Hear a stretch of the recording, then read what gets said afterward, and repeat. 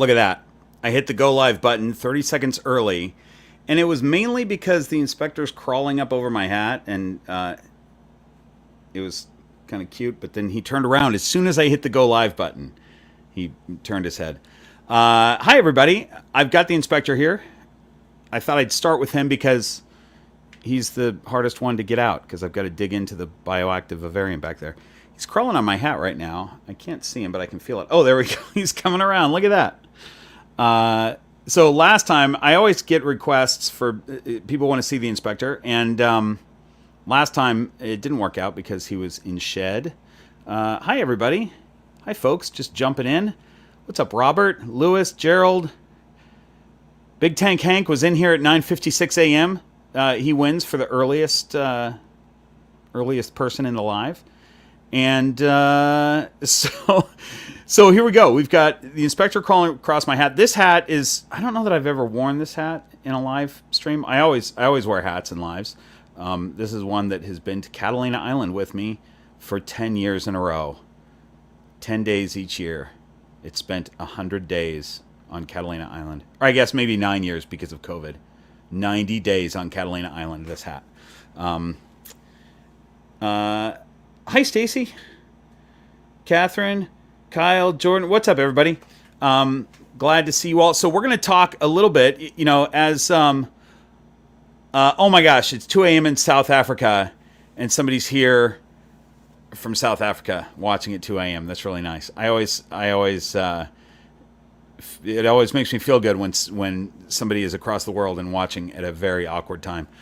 But so here's the point that I'm trying to make. The thumbnail to this video has to do with how do you know if you're a bad keeper, and I got a specific question. We're going to go over all the questions that I got prior to this live. I'm going to answer your questions on this live, especially if you super chat, because I'll see those. Now, I said this. I'm going off on a tangent already, but I said this last time we did a live stream that I'll see all your super chats. And then Skulson did a super chat. He's in oftentimes. I don't think he's here right now, but he's oftentimes in. And he super chatted, and I was talking, and I just blew past it and didn't see it until after the live stream. But he was asking about breeding collaborations, if I ever do those. And I don't at this point. But I contacted him the next day, and I was like, dude, I'm so sorry you super chatted, and I blew right past it. But in general, I will see any super chats, and I try to see everybody's comment anyway. So, you know, oftentimes you don't have to super chat to get my attention because I try to read these. And so before we get into this this one question, I'm going to hang on to the inspector because I feel him coming off the hat somehow. Yes, best hat band ever, right? It's something that, you know, I did this maybe in my first live stream. I wore a hat with a good solid brim, and man, snakes, I've just found that snakes love to be on it. So hi Jessica, what's happening? Good to see you. I'm glad everybody's jumping in early. That's great. So the deal with these live streams right now is that because of my out-of-town schedule right now, I'm out of town constantly, and it messes with my... Hang on. I had to focus here on the inspector. What are you doing, buddy? Oh, he's trying to pull the... I get it. Hang on. All right. He's just getting himself in trouble. He's trying to pull the targets off the wall. Okay, I'm just going to hang on to him. So because of my out-of-town schedule right now, it's hard for me to make content every week. And since I started this channel, I've always had a video every week, and I don't want to have to skip. So I'm going 3 produced videos, 1 live stream, 3 produced videos, 1 live stream. And it'll be like that for probably next 3 months. And hopefully I won't have to skip a week. Maybe I'll have to do 2 live streams or something in a month, but we'll see. So Gail, hi, so nice to see you on here. You guys, my friend Gail from the Bahamas is on here. Gail, are you a biologist? I feel like you're a biologist, but I know that you work with animals. You're doing a lot of cool stuff with dolphins.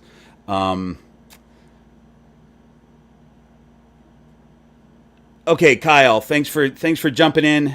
Your connection's bad. See you in the replay. All right. what else do I need to say before we get into this? Oh, let's talk about what whiskey I'm drinking. I don't say much about, this is technically Snakes and Scotch Livestream. I usually don't say much about the Scotch because most of you are in here for the snakes and you don't care about the Scotch. Today, I'm not even drinking Scotch. I'm drinking bourbon. This is one that I've never had before, but you can buy it in just about every grocery store. And I just have never tried it. It's Basil Hayden's, or Basil Hayden's, if you're from the UK. It's Basil Hayden's. And so I got a small bottle of it because I have a feeling this is not going to knock my socks off. And the biggest complaint I've heard about Basil Hayden's is that it's too expensive for what it is. But I found it I was up in Northern California this weekend, and I found a small bottle at the grocery store for like $15. And a bottle twice the size is often like $50, I think. So that seemed like a decent price to give it a try. So that's what I'll be drinking today. Give me a moment. All right, smells like bourbon.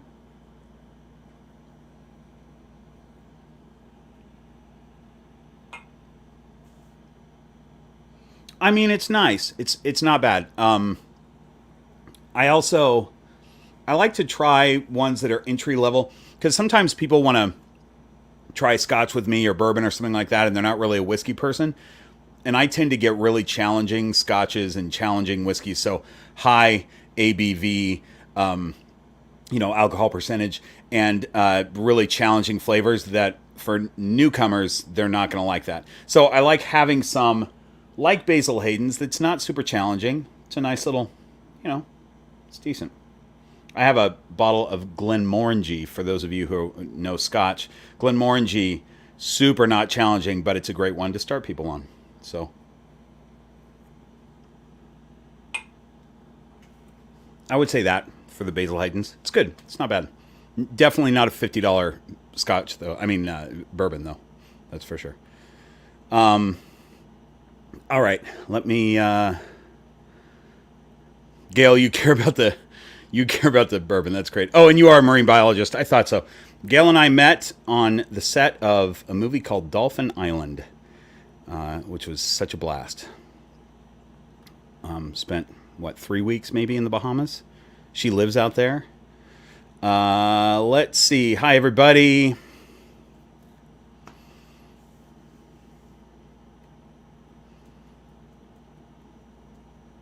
Hi, Keith. Yeah, Mary said that she was not going to be here. You guys, Keith and Mary Harper are such lovely people out in the UK. They sent so let me just tell this brief story. Mary messaged me asking if Smarties in the UK were the same as Smarties in America. And I was like, I don't know. I have no idea. She goes, all right, I'm going to send you some. She goes, these are supposed to be American Smarties, but I don't know if they are, so I'm going to send you some. And then she goes, I'm just going to put a little care package for you together. That'll be, Smarties and some other stuff. So I go to my Green Room Python's mailbox. I get a message that I've got a package. There's like a 40-pound box, like a massive box of stuff. It had to cost $100 to send, or so. I don't know what you pay to ship stuff from the UK, but it was huge, heavy box full of junk food.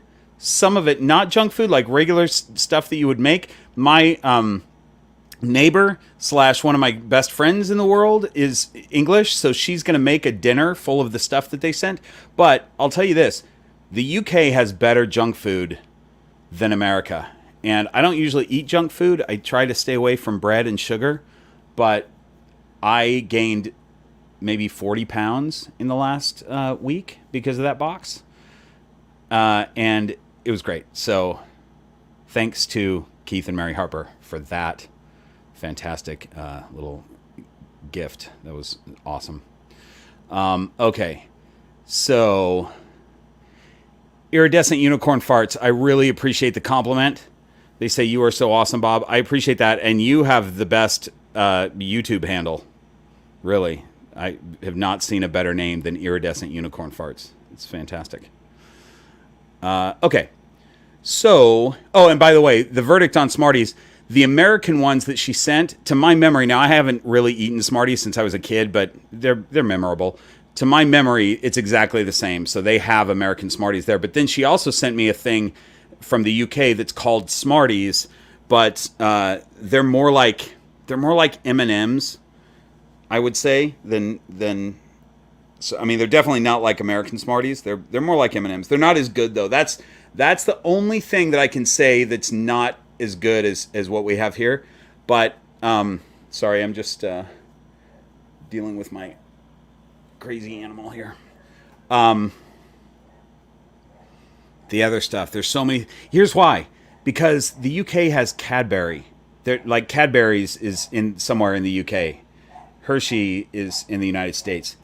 Cadbury way better than Hershey, and they make all kinds of different candy bars and stuff like that we don't get here. And I got to taste, I think, all of them. So, all right, let's get into this. AD Ellis, thanks so much. Freya is so pretty, says AD Ellis. Freya, I believe, is ovulating right now. I think. She's either that or it's a massive build. She's not huge, but she's big enough for me to go, oh, I think that's an ovulation. So we should have, I did the same pairing with Freya and Ron that produced such a fantastic clutch last season. So we're going to see what happens this season with that.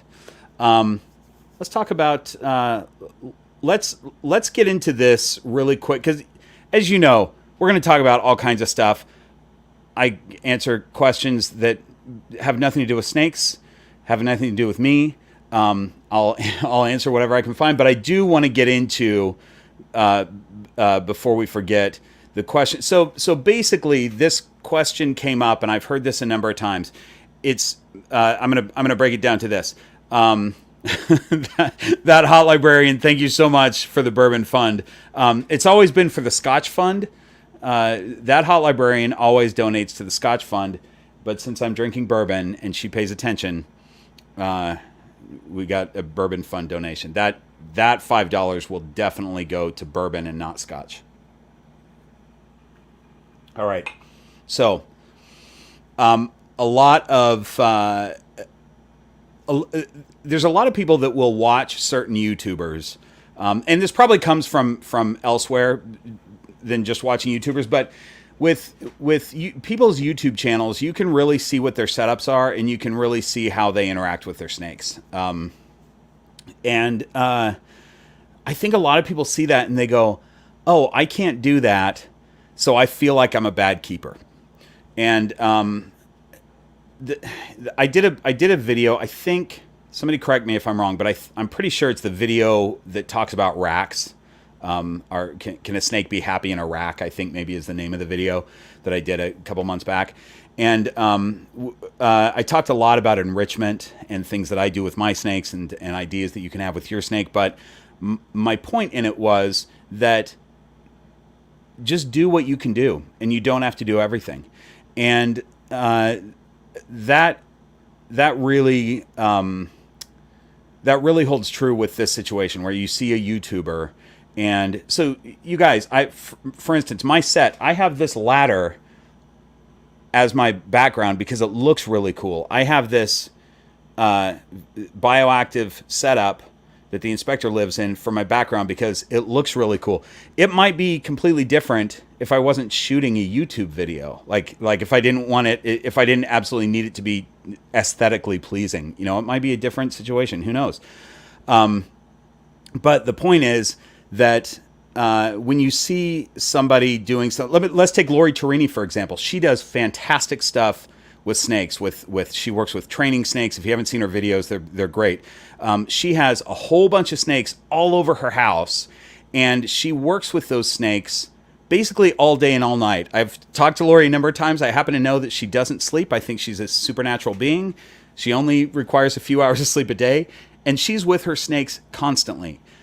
That is not realistic for most of us as snake keepers. So what you can do by watching her channel is glean some of that information on snake behavior and training and stuff like that if you're interested in it, and just take the pieces that work for you. And then I've said this before, I'll say it again though, that Gail, Gail's asking, can a snake be happy in Iraq? Probably, but what we're talking about is a snake rack system. Anyway, what was I saying? That distracted me because I saw that out of the corner of my eye. It was funny. It made me laugh. Here.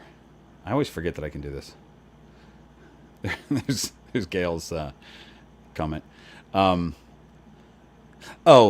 Just this point that if you are one of those people that's constantly questioning whether you're doing enough for your snakes or your reptiles or your dogs, whatever. If you're constantly questioning whether you're doing enough for your animals and whether you're doing the right thing, you're probably a good snake keeper. That doesn't mean, I don't think that constantly questioning that is necessarily good, if you're always worried about it.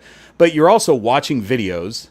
You're watching my videos, you're watching other people's videos, you're getting ideas, and you're going, oh man, I don't know if my snakes are happy, I don't know if I'm doing the right thing.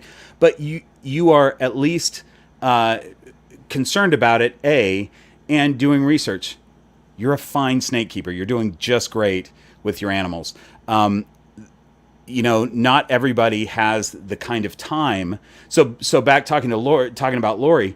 That's her main thing. She goes to school also, and she has the horse. She has the equine center and things like that. But a big main thing in her life is the snakes. So she's all day, all night with those snakes. That's not everybody's situation. Even my situation, I don't have a 9 to 5 job, so I can spend more time with my snakes. I'm out of town more. For what I do for a living, but I'm basically home during the week on the weekdays, and I can be working on stuff and hanging out with the snake around my neck or whatever, or spending a morning with the snakes. Not everybody can wake up in the morning and open up their snake tubs and let their snakes roam around the house, and then because they've got to get to work. I had a dentist appointment the other day, and I'm checking on all my snakes before the dentist appointment, and I had like 3 of them that wanted to come out, and I was like, oh, I'm so sorry, I can't let you out because I got to go. And I was thinking, if I had a 9 to 5 job, this is what it'd be like every morning. Like I wouldn't have the luxury of pulling my snakes out. So the point is that if you take some of those ideas, if you like the idea of letting your snake roam, but you can't do it every day or every morning, you do it on a weekend or whatever. Do it occasionally. Just do a little bit. They don't need everything. There are some people that have 1 or 2 or 3 snakes. They can work with those snakes every single day of the week. I can't work with every one of my snakes. Even though I have a relatively small collection compared to a lot of you, I only have 18 snakes, which for a non-snake keeper, that sounds like a lot, but compared to many of you, that's not many at all. But still, with 18, I can't work with every single snake every day. I'd like to be able to, but I can't. They're okay with that. My snakes are just fine with that. So anyway, let me see. Was there anything else that I wanted to say on that subject? I don't want to make the whole talk about this, but I want people to rest assured that if they are concerned about whether they're a good keeper, they're probably a good keeper. And if you're watching videos and getting ideas and you can do some of what certain people do, that's great. Not everybody has the time, and not everybody has the resources either. I follow a great Instagram page called Happy Basins, and I recommend that you follow it. It's great. It's this woman and her husband that own a whole bunch of Amazon basin tree boas, which I love. Most people don't even have the resources to own an Amazon basin tree boa. Forget the setup, but they have the coolest room for these things, like massive enclosures for each one, and vines going all through the room, like in the ceiling there's these vines. So they just, when they have a breeding pair, they just open up the door to both breeding pairs enclosure and let the male go and find the female, like go across the vines and stuff. And they also have hammocks hanging from the ceiling that they can just lay down in the hammocks and watch their snake's behavior. And they've got cameras everywhere. So it's a really cool Instagram page because there's all these night cam things of their snakes, cruising all over. And they also go to the Amazon and find them in the wild, which is really cool too. But my point is, even if you had some basins, not everybody has the resources to have an insane room like that in the enclosure like that. Sure, that is the best case scenario. Just open the enclosure and let them out all night and let them find each other and whatever. Not everybody has that. That's okay. So just getting the ideas and doing what you can makes you a great keeper. Here is what I would say. The bad keepers, you're never, well, I was going to say you're never going to hear from the bad keepers, but that's not true. I'm going to give you two examples of bad keepers. One of them, the one that I just thought about, is the one that asks for advice, but then never takes it. Any advice that they're given, they take it as criticism, and they never take anybody's advice, and they just keep plugging away. They think that their way is the best, even though they're going off bad information, old information, whatever. So that's an unfortunate situation. But what I was going to say is the keepers that are really not good, you're never going to hear from, because they just bought some snakes and threw them in a box, and it didn't occur to them to ever do research. It's just a snake, right? So you just put it in a box and you give it some food occasionally. They haven't done any research. They don't know anything about what they're doing. I have run into many of these people. Somebody relatively recently that had over 100 snakes. Never done a lick of research on snakes. Has over 100. And has lost many. I mean, I heard story. It was unfortunate, but the point is, I think they're doing research now, and they're going to hopefully change their husbandry and stuff. But it's the people that don't realize that you have to know something about these exotic animals if you're going to keep them. You know, any animal. Forget exotic. You have to know about what you're keeping, right? So, my guess is if you're watching my channel, other people's channels, things like that. And by the way, I'm not the expert on this, you guys. I'm constantly learning from these snakes too, and I share my ideas. I share the knowledge that I have, but it's a limited knowledge. I don't know everything about snakes, and I try and do as much research as I can, and I love kind of doing my own, coming up with my own conclusions and things like that, and trying different things with my snakes. So I just share what I can share, and if you guys get some ideas from it, that's fantastic. And just like you're probably getting ideas from a whole bunch of other channels, take little pieces of what you can do, what you can do with the resources that you have, what you can do with the time that you have, to get your snakes to have a happy life. So that's all. That's what I got for that. So we're going to go through. Let me know if you have any questions regarding that or anything else. I'm going to run through some of these comments really quick, and then we're going to get to the questions that were pre-asked from Patreon and Discord. I didn't mean to show that one. Those are people talking amongst themselves about how great Lori is, and she is. I agree with that. So you guys, I can tell you a story.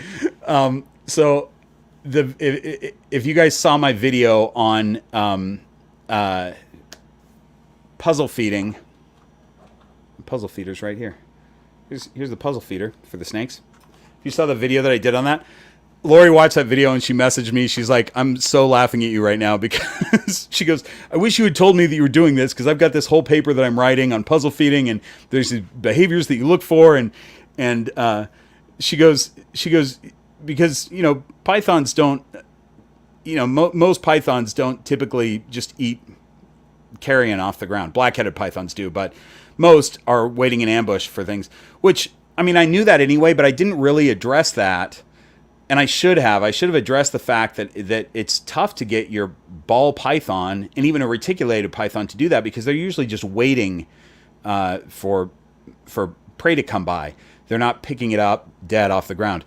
The inspector has done it before, but did I just poke your head? Oh, I did. I'm sorry, buddy. He's done it before, but he didn't do it this time in the video. It's something that you can work with your snakes to do, and I think it's good enrichment for them. But for a ball python, reticulated python, most python species, I would say, with the exception of the Aspidaites genus, it's going to take a while to get them to use a puzzle feeder. But Maya, my black-headed python, does pretty well with it. We're doing it in stages. Oh my gosh, I'm sweating. Okay, I'm going to put the inspector back because he seems to be a bit tense. So he's going back. There you go, buddy. Just let him sort of find his way. Okay.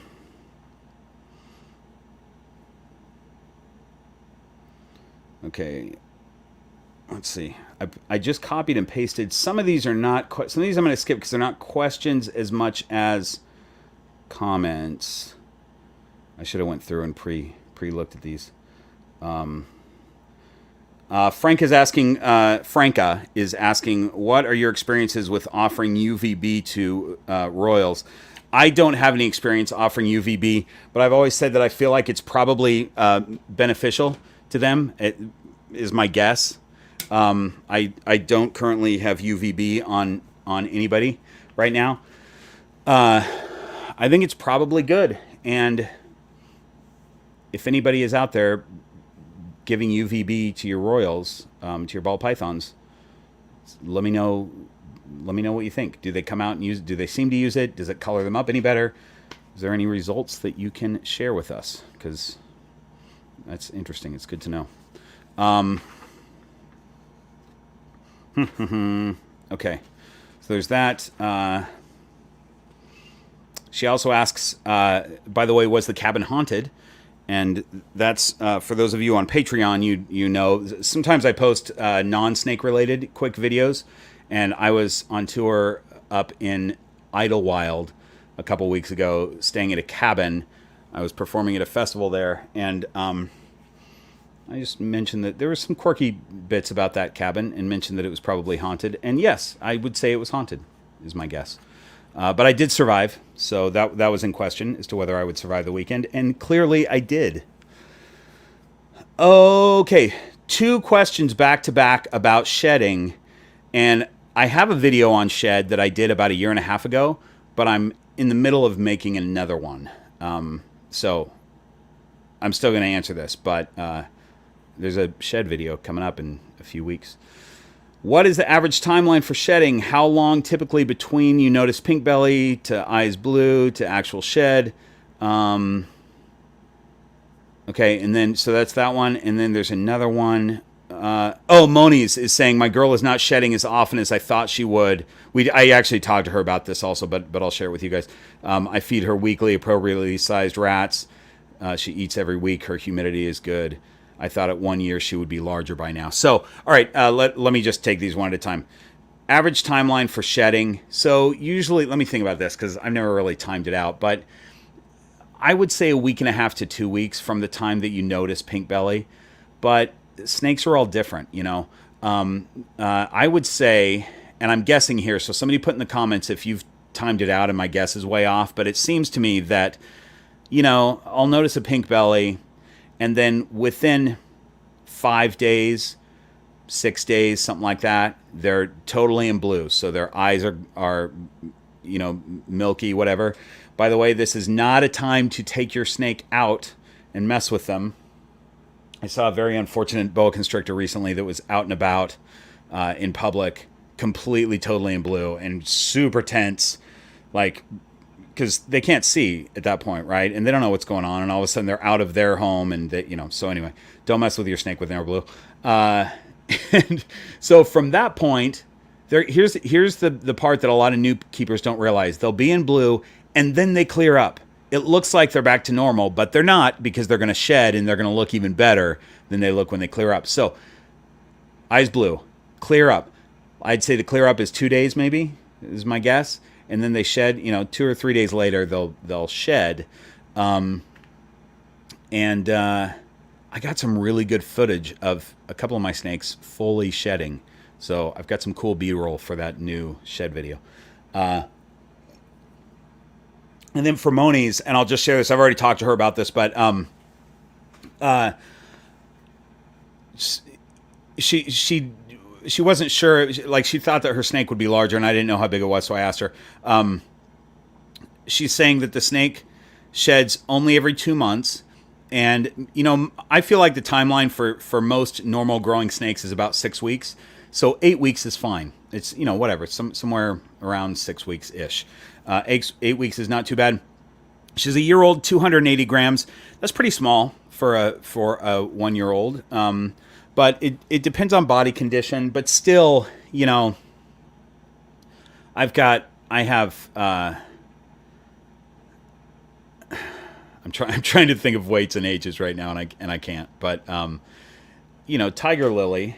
Let me get Tiger Lily. Hang on.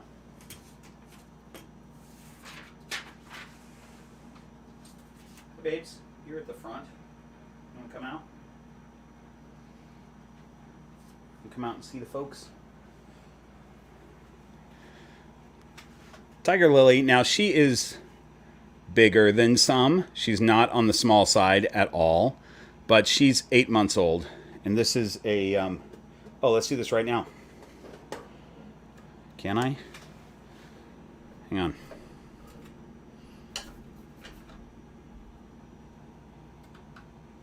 I'm gonna get an exact weight on her right now.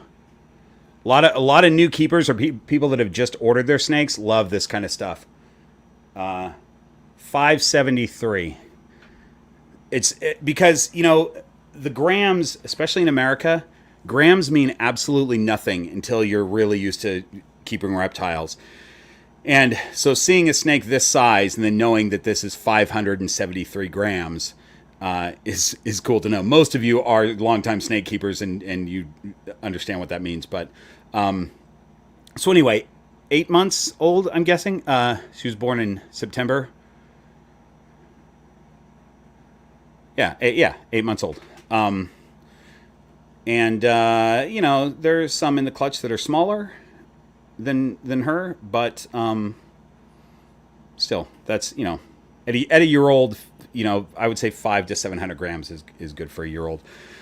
But again, snakes grow at completely different rates, and even at a year old and 280 grams, that could still be a healthy snake. Even though they could be larger if they were fed more or something like that, you know, they might be larger, but that still could be a decent body condition, you know. So that's that. Let me, we'll get back to questions in a second, but I think it's a good time to catch up and say hi to you guys live.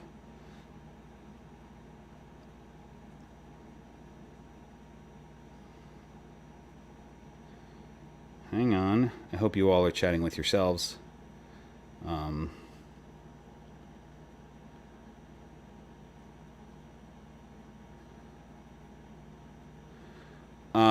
Oh, Frank, that's a good question. So I do have a bunch of sea serpent racks. You're asking if the combo hatchling subadult rack is worth getting. I don't have that particular rack, but yeah, that's probably worth getting if you know, unless you're doing larger, you know, if you only have a couple of breeders and you're going to have a couple of holdbacks, you know, 4, 5, 6 holdbacks, that combo rack would be cool. I think you would probably be using it and rotating snakes out each year.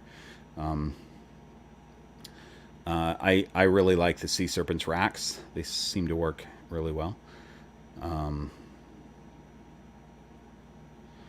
Danielle, my ball python is deep in blue and still 8. Yeah, some of them do. That's great. I'm glad your snake is doing so well. That is fantastic. And now I just lost my place. Dang it.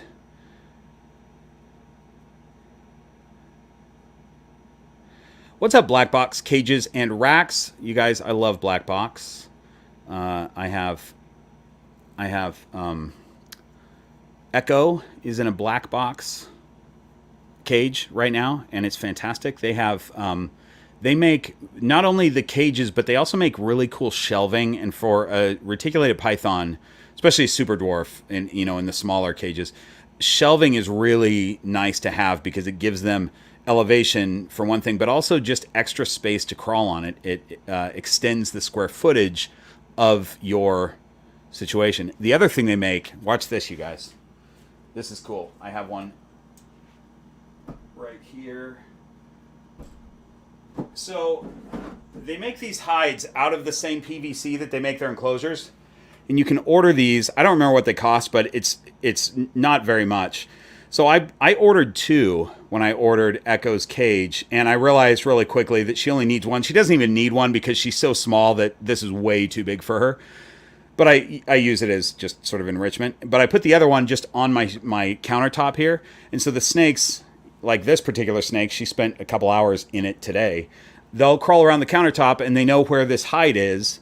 So if they decide that they want to hide or they're feeling uncomfortable or whatever, they know that they can go into this Black Box Cages hide, which is really cool. So I recommend.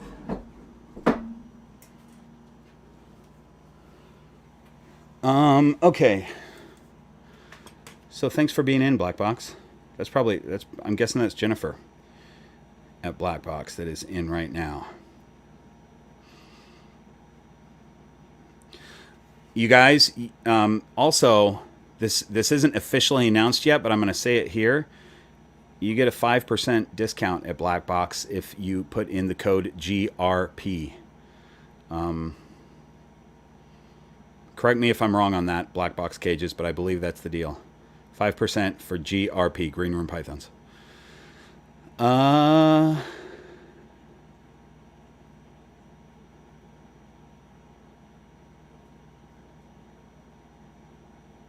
You guys don't mind waiting, right? While I just read through and check things. Okay, so as you guys know, I'm probably going to just end up skipping a whole bunch. And if you have a question that you really want me to see, super chat it and I will see it. Otherwise, there's a good chance I'll see it anyway, but I sometimes have to skip a lot. Okay. You guys are doing great. Okay, there we go. So, what other questions do we have? Okay, we handled the shed stuff. Got that. Oh, Franca had another good question. The merits of bioactive setups. Do you see the snakes behave differently in bioactive setups when compared to being kept in regular terrariums or tubs? And that's a bit of a tough question because, let's take just ball pythons, for example. I set this up to see if a bioactive would work for a ball python. And I've done a couple of videos on that. In fact, my very first video on the channel is on this vivarium. And the particular ball python that I put in there is pretty sedentary, as often ball pythons are. He does come out at night, and I bet he's out roaming around maybe a couple hours at night. If I had him in a non-bioactive enclosure, he'd be out of his hide roaming around a couple times a night, I think. I also only have this one example to look at. So I've got the one snake who's not the most active snake in the world. I have other ball pythons that are more active than he is. But I've got the one snake and I have the one bioactive. So it's tough for me to say and I really can only speak to ball pythons because that's the only thing that I've tried in a bioactive. I'm sure bioactive is fantastic for certain species of reptile and amphibian. I don't know that it makes a difference for this particular snake, for the inspector. I think he would do fine in a regular enclosure, and I think he would do fine in a tub too, and I probably, like I said, I probably have other ball pythons that would utilize this space more. But now that he lives there and that's his situation, I don't want to move him out of there. I don't want to trade it out and see if somebody likes it better or anything, because that's his space. He's happy with he's got an underground hide that he's really happy with, I think. And, just because that's where he is almost all the time. And so I don't want to mess with him. He's doing fine where he is. So that was a long way for me to say, I'm not sure. I'm not sure if bioactive is necessarily better than just a regular, well put together enclosure. I tend to think probably not. It's probably not that big of a deal. But the Harpers always come with fantastic questions. These are all questions from Patreon, by the way. Did you set the world on fire with your forest fire juggling at the steampunk gig? If you could go anywhere on Earth for holiday, And then they put vacation in parentheses just in case I didn't know what they meant by holiday. I appreciate that, UK folks. Where would you go? And which is better, Cadbury or Hershey? Which I already answered. Cadbury is definitely better than Hershey. I did not set the world on fire with fire juggling at the steampunk gig, although it was a fun gig. If you could go anywhere on Earth for a holiday, right now there's a couple of things. I really want to go to Scotland, but I also would love to go like to West Africa or to the Amazon or something like that. There's a number of places that I would go. The Harpers are further asking if the planet's dominant sentient species had evolved from reptiles rather than mammals, what sort of society do you think we would live in? I think we would live in a very solitary, very loosely put together society. I think that people would not. There'd be a lot more introverts, I think, in this world. That's what I think, and we wouldn't have dogs as pets or cats. We would have them as food more. I've got the inspector getting himself into trouble. That's not the inspector. That's I forgot when I had the inspector on me last time. He was getting in trouble, and I got Tiger Lily on my neck. This is weird. Tiger Lily's kind of big enough to be on my neck now, which is kind of crazy. Here, you know what? Can we do this so I can keep an eye on you at least? You guys, how pretty is this snake, right? Like she's not quite as bright as she was when she came out of the egg, but or after that first shed. But man, she's gotten very big, and she's still just stunning. Let's see if the camera will focus. There we go. Look at that. She's getting a little bit of sort of dirtiness, some spots in between the pattern on that yellow. So each shed she gets a little bit more of that. But man, she's so pretty. Okay. Where are we at? What led you to being none too fond of spiders? Was there a trigger event? Nope, just a lifelong aversion to spiders. I've worked on it. I'm less afraid than I used to be of spiders.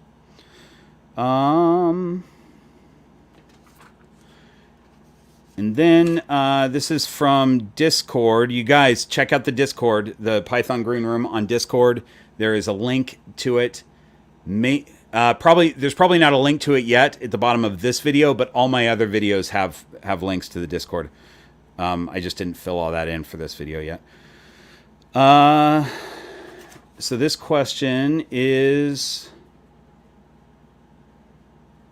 what would I do differently than when I started with snakes? Would you pay attention to something else than you did while buying your first reptiles? Would you start with another species other than ball pythons? I'll say this, that there's not much that I would do differently. And the reason is that since I was a kid, I've been fascinated by reptiles. And even if I don't own a specific reptile, I love soaking up the knowledge because they're really interesting to me. So before I got into ball pythons, I knew quite a bit about them and knew that I wanted ball python. I'll say that project-wise, I think I'm probably spread a little bit thin. I have 18 snakes, 3 of which are not ball pythons. So I have 15 ball pythons, and I have pied, clown, hypo, but I'm not really. I wasn't in it for the hypo. I just ended up accidentally getting some ghost. So I've got pied, clown, ghost, and sunset. That's a lot of recessive genetics for only 15 snakes. But I don't mind it. I mean, it's fun. I'm basically working one boy with one girl per project, except that almost all of them have either het for pied or visual pied. So I have a lot of pied, but I only have one couple that's clown. And I only have one couple that's sunset or het sunset. And so I still don't know that I would do that differently, but I wouldn't recommend doing that. I mean, I like it because it's interesting and it's cool to to do. But if you want to really work a recessive project, it's probably cool to have one male or maybe two males, maybe even a backup male, and like 5 females, 4 or 5 females of that one recessive project. That's how I would tell people is probably the best way to do it. Even though I like doing the one-to-ones, I think it's cool. So that's that. Let's and then I've got some YouTube questions that we will cover in a moment. Let me put that away. Let me get back to. Let me see if I can even figure out where I was.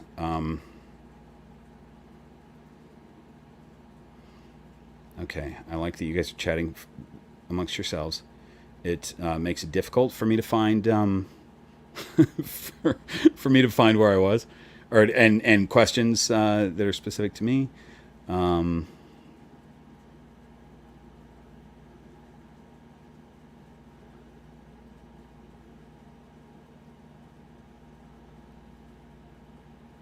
Okay.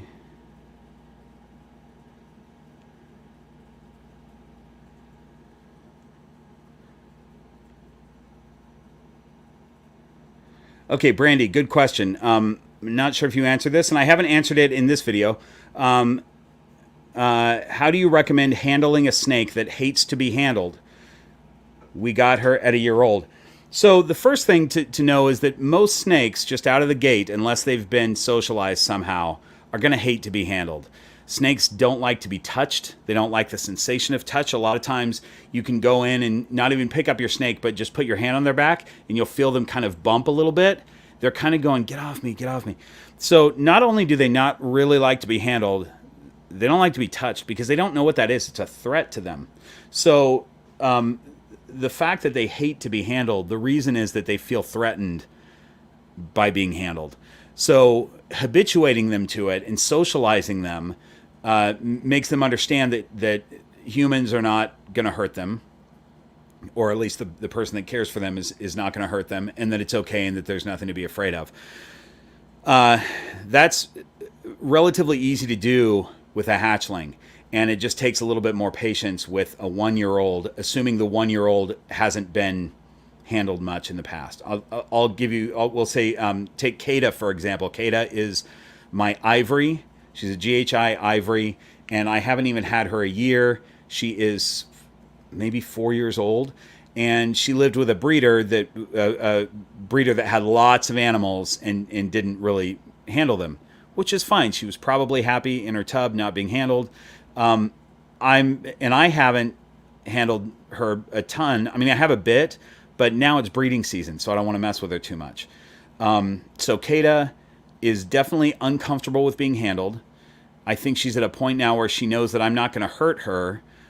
Before we got into breeding season, I would let her out. I'd open her tub and just kind of be still. I would sit on the couch, and she would come over to me and tongue flick on me, and then she would go under the couch and go wander around the room. And she's kind of used to doing that by now. But with her, it's a slow process because she's a breeder. And I don't want to be doing that process when she's focusing on building follicles and such. But normally I would say you do it the same. This is, again, becoming such a long answer, but you would do it the same way as you would a hatchling. One thing that I think is really valuable is sit there next to their enclosure. If they're in a tub, you open their tub. Let them just see you there. Don't mess with them. Definitely don't come over the top of them. This snake doesn't mind if I go over the top of her. She just wants to crawl on my hand because she knows me really well. But for many snakes, that seems like you're a starving falcon, and you don't want to be a starving falcon to your snake. So just sit there next to their open tub or open enclosure or whatever, and just let them see you. And then if they're comfortable with that, then you just give them a hand. And you don't even have to, it doesn't even have to be close. Just maybe it's a little bit further away, and let them come up and inspect a hand that's not moving. And then when you're ready to take it away, you slowly take your hand away. And you do that a few times. And then let them choose to crawl on your hand. Now, that doesn't mean that every interaction with them is they have to choose. You can eventually get to where you can just go in and pick up your animal. I mean, I went into Tiger Lily's tub. I picked her up. She knows me. She's habituated to me, and she's well socialized. She doesn't mind being picked up at all. There was no fear in that. But I have socialized her since the day that she crawled out of the egg, of which I have video of, you guys. If you haven't seen it, I have video of Tiger Lily here crawling out of her egg because I happened to be looking at the incubator at the time that she did that. It's pretty great. Okay, so that's a good question. It just takes a little bit longer than a younger snake. And also, some snakes are stubborn. Some snakes, it's going to be difficult to habituate them regardless. But I think that I think you can get them to at least understand that you're not going to hurt them. Whether they're then comfortable with allowing you to handle them, that's a different story. I'd say most of them will be, though. So, there's a really long answer to a great question.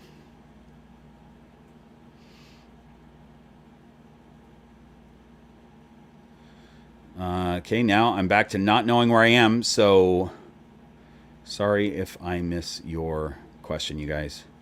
Ask it again. If you have a question and I totally missed it, just ask it again, or shoot a super chat and I'll see it. But probably if you just ask it again. Oh, it's Clint, Flat Box Cages. Hi, Clint. Welcome. I'm glad you're here. I was thinking it was Jennifer just because I was chatting with her the other day. But thanks for being here. You guys are great.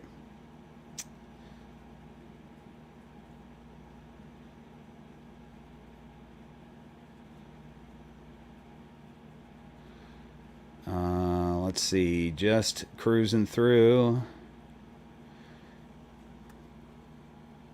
The CISA, C-I-S-S-A, I'm pronouncing that CISA, but I could be wrong, is asking, how would you go about transitioning a snake from live to frozen thawed? I've talked about this in a number of videos, but it's always good to talk about it again because I think this trick works really well. Again, there's always snakes that you're going to struggle with. But the best way to do it, in my opinion, and what's worked really well for me, is first of all, if you're getting a snake from a breeder that feeds live, say you're getting a baby snake, this is the normal scenario. Somebody's buying a snake on Morph Market from a breeder who feeds live. It's a baby snake. They've taken a bunch of live meals, let's say 10 live meals. They never had frozen thawed. What you do is let them get acquainted with their enclosure for a week or so, and then rather than like lifting their hide and shoving a frozen thawed rodent in their face, what I do is I take a hairdryer, take a rodent that's been thawed out. I thaw out usually in warm water, but then I take a hairdryer and I blow that scent into the enclosure. And I'm not like opening the enclosure, but you're blowing it towards it so that the scent gets in there. And then I wait for the snake to come out in food mode. They're going to smell that rodent and think a rodent is running around in their enclosure. They're going to come out looking for it. And if they're in food mode, this is when people get bit, right? Because these are snakes that ask questions, that strike first and ask questions later.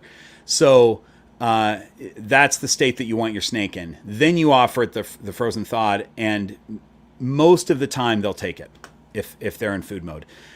If you pick up their hide, bop them on the nose with it, and they were asleep, and you scare them by waking them up, that's not going to work, So try and get them in food mode and let them come out and take it. You guys, how great is this snake up here on my hat? Good question.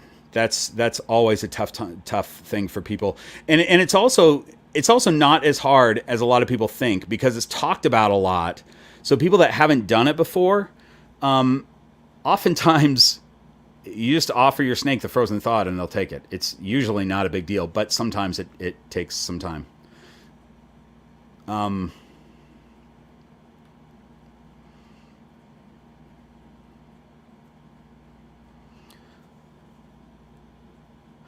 Gollum's Demons, that's a good question. I don't know that I can answer it. Gollum's Demons is asking, I keep forgetting that I can do this. What's the largest learning curve you experienced when transitioning to super dwarves? Oh, I can't answer that. It's feeding them, like judging how much to feed. Uh, Not turning your snake upside down like I just did.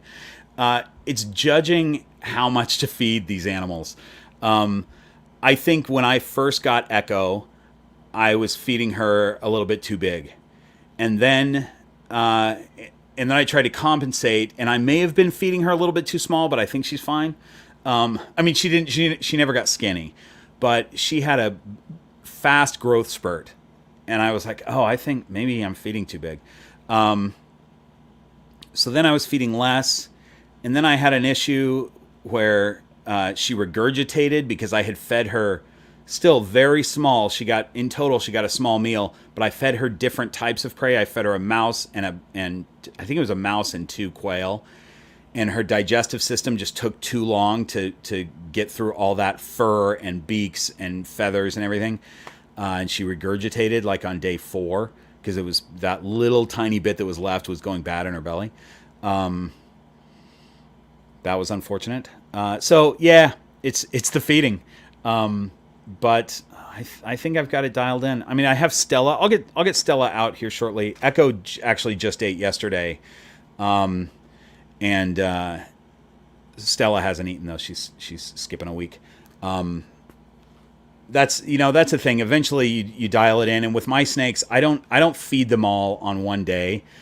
I feed most of them on one day because I try to make it all coincide, but I feed snakes based on their body condition, but that doesn't change week to week. So, but I do look at their body condition, but it's mainly what did they eat last week? Did they eat just a regular little meal last week? Should they be fed 7 days later? If I had really young ones, which I don't right now, but if I did, it's should they be fed 5 days later?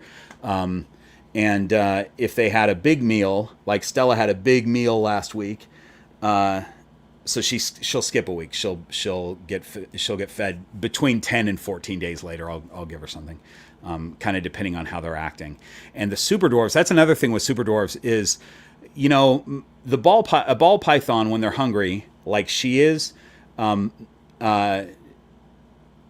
she'll be out and about and kind of looking at me. The tub that she's in is clear, so she can see me. If I'm in the room, she'll come out and kind of be moving around. That usually tells me that she's probably ready to eat. The super dwarves are, hang out on this ladder. And what they do when they're hungry, and I don't feed them every time I do that. They do this, and same with the ball pythons. If they're showing me they're ready to eat, that doesn't mean that it's time for them to eat. Because if they got a meal every time they were looking for it, they'd be super obese. Because in the wild, keep in mind, in the wild, when a snake realizes it's time to look for food, they're going to go days before they find food. A lot of times, they might go weeks before they find something and catch it, depending on where they're at or whatever. But the point is, the behavior that my super dwarves do is fantastic because they'll cruise around and they'll get into ambush position, hoping a bat flies by. And I always hope that a bat flies by too. I really want a bat to fly by. I don't think it's going to happen, but I'm always crossing my fingers for them. But they'll get into ambush position and they'll sit for like 10 minutes in ambush position. Then they'll move to another little spot and sit in ambush position. When they're not looking for food, they're just cruising up and down and trying to crawl onto me. They're always focused on what I'm doing in the room, things like that. They're just totally different snakes when they're not looking for food. So it's pretty interesting. Okay, another super long answer. I hope my answers are at least not boring, you guys. I apologize for the length of them.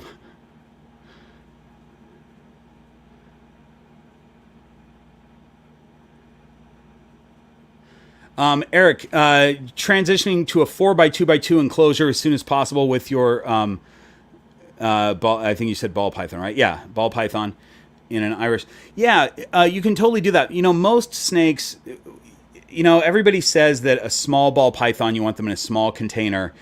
And that's basically true, but it's not that they need a small container. It's that they need to feel secure, right? So if you have a 4x2x2 enclosure with 2 hides in a water bowl and you plop a small snake in there, that snake's going to feel very vulnerable.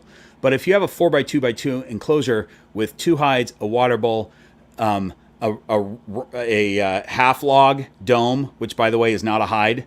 You guys, those half log domes are not hides, but that's great enrichment. So you have 1 or 2 of those. Plus you have all kinds of fake plants and clutter. As long as they feel like they're hidden when they move from one end to the other, they can kind of go through their clutter and kind of remain hidden. They're probably going to feel okay in there. As another added measure of security, what you do is you set up your why are you going upside down like that? That looks like a corkscrewing spider ball python. She doesn't do that though, you guys. That was just an anomaly. Anyway, set up your 4x2x2, then take the tub that your snake is currently in and put it in the enclosure and just leave it there. Let the snake come out on their own and explore the new enclosure, and then go back into that tub that they're used to for a while. You know, that could work. A lot of snakes are going to have no problem. You just put them in, make sure they have clutter, put them in, no problem at all. But putting them in with that tub in there is a good way to do it.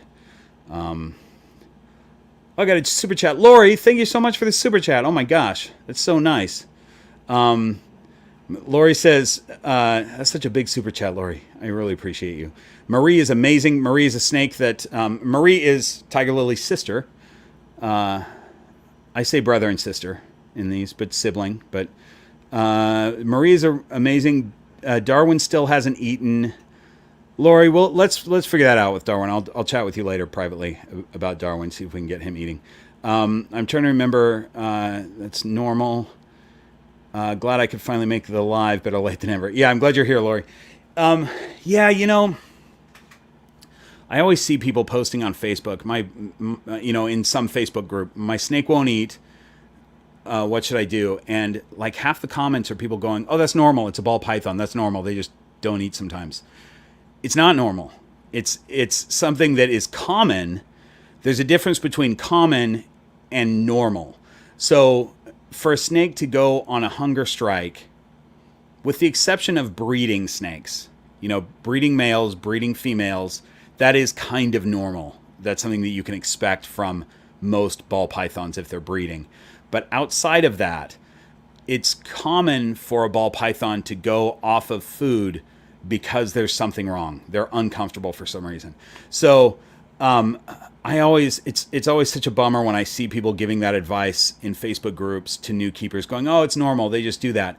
Because what that'll do is the keeper will go, "Oh, it's normal. I won't worry about it then." Well, then they don't try to figure out what's wrong about the enclosure or why their snake might be feeling uncomfortable to try to fix that, or maybe it's that they need a different prey. Maybe they need mice instead of rats. Maybe they need something smaller instead of bigger. Sometimes it's never happened to me, but I've heard plenty of people say that their snake prefers a certain color of rodent, a black one instead of a white one. So trying all those things.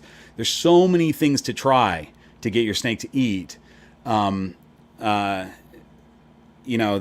just saying it's normal is unfortunate. It keeps people from trying. That is not specific to Lori's situation, because Lori has been trying and we've been talking about it. We'll talk about it again. But that's just sort of a general thing that I see a lot. And so just keep in mind that, something that just because it tends to happen with ball pythons doesn't mean that it's normal. It's just common. So there we go. Keith, thanks for being here. It is so late where you're at. I'm glad you're getting some sleep.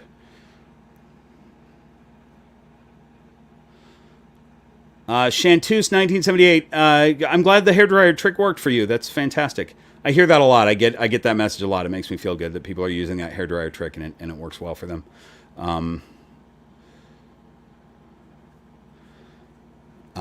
It's just about, whatever you can do to get your snake in food mode before you offer. I will say this though, you guys. I've had a couple snakes that are off food.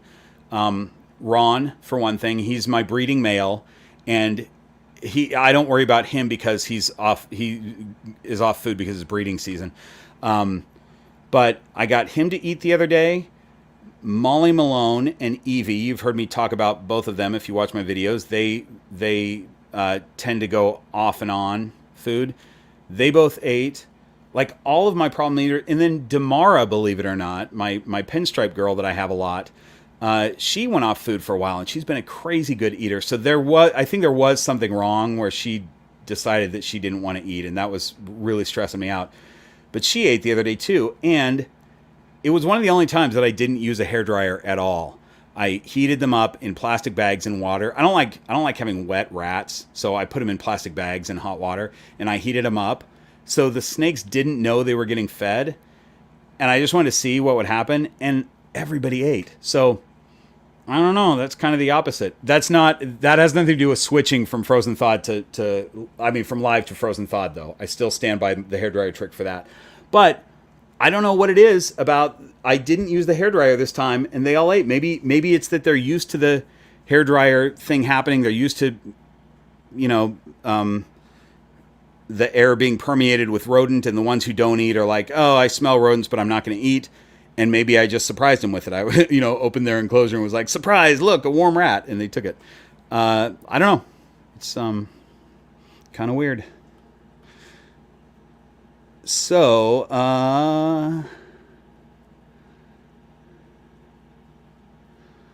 let's see. Oh, That Much Fancy is in. She's got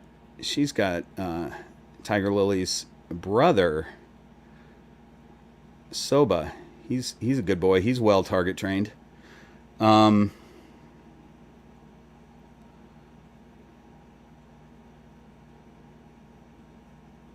on.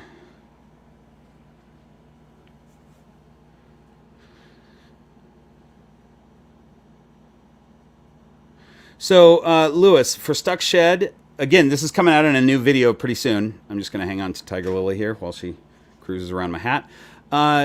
Just get a humid hide works if you can put one together with sphagnum moss, little moist sphagnum moss in a Tupperware dish. That works really well. They'll just go in there. If that's not convenient to do, you can always take a pillowcase or some sort of cloth bag and put sort of lukewarm water. Don't have the water over have it around 90 maybe, and put them in the bag for 20 minutes or so, and have the bag kind of in a warm area. If you could have it sitting on a heat mat, that's good, because that moisture in the bag is going to cool off quite a bit. So I try to keep them comfortable in a bag, and that Stuck Shed will come right off. It's basically the same as them using a humid hide on their own.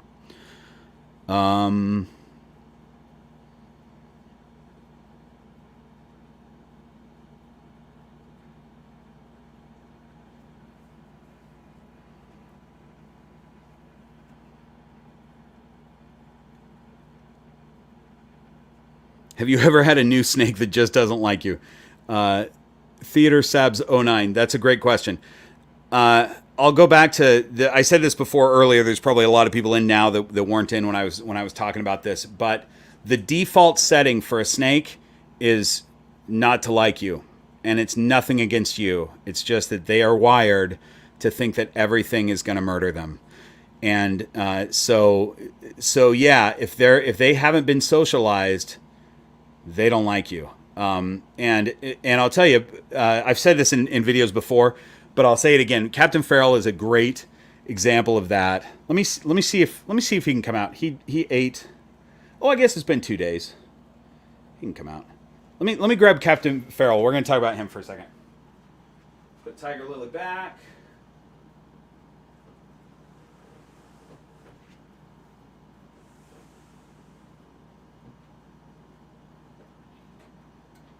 Buddy.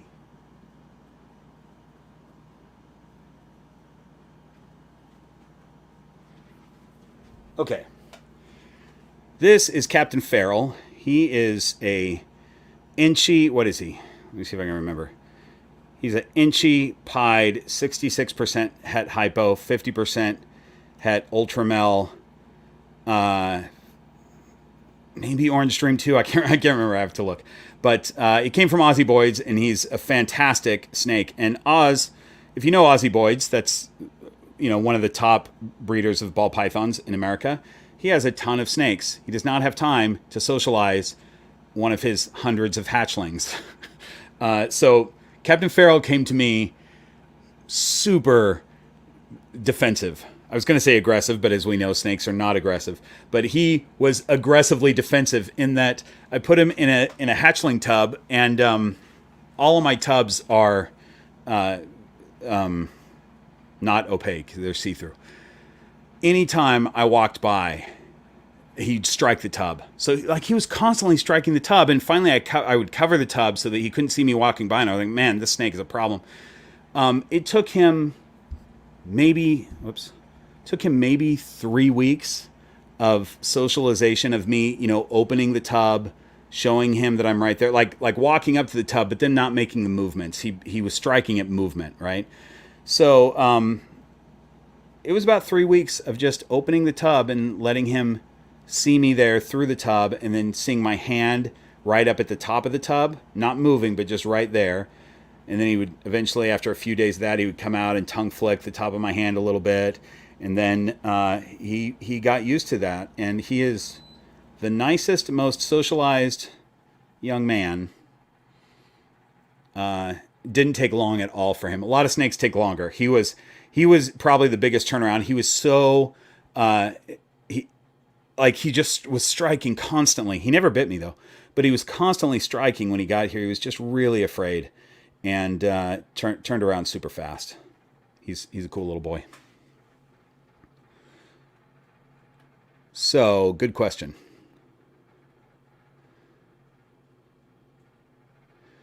Yeah, so to sum up, most snakes, unless they've been socialized, don't like you.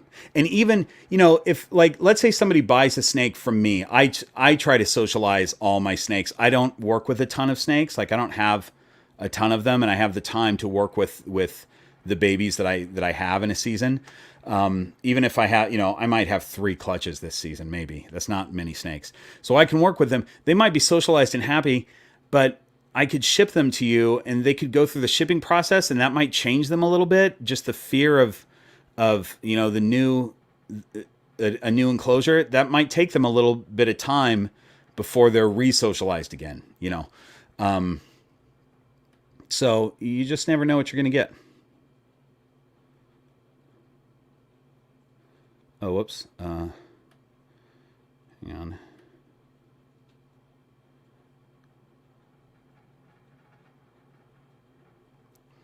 Wolfie, good question. How do you offer enrichment while in quarantine? So a quarantine tub can, I use tubs for quarantine, and a quarantine tub can have, let me see, what do I have here that's could be enrichment? Do I have anything that I can? No, I don't have anything within reach that could be enrichment. But as many of you know, if you watch my videos, I have tons of extra fake plants. I have a lot of whiskey sleeves, not whiskey bottles, but the sleeves that the bottles come in. I keep all of those. Oh, and speaking of that, here's a new enrichment thing. Let me talk about this, then we're going to get back to quarantine. So I barrel whiskey. I haven't done it for a while, but I have 3 small charred whiskey barrels that I would put like Jim Beam in, some cheap bourbon, and age it for a while. And then it changes it. It's delicious. It's a fun little hobby. Anyway, the other day I realized that 2 of my barrels were dry and they're dead. They're not going to be used for that purpose anymore. So I took them apart. If you just take the bands off, all the little staves, the whiskey staves, the pieces of wood just fall. So I've got this basically wood pile that was soaked in bourbon. So I boiled it probably 4 different times and just boiled it, drained it off, boiled it, drained it off. Now all the staves are sitting in the sun, and then I'm going to take each one. It's going to take some time, but it'll be cool. I'm going to take each one and sand the char off so it doesn't have that. Then I've got this big handful of basically wood pile that I can just throw into enclosures, and the snakes can have wood piles. Or I'll throw it into the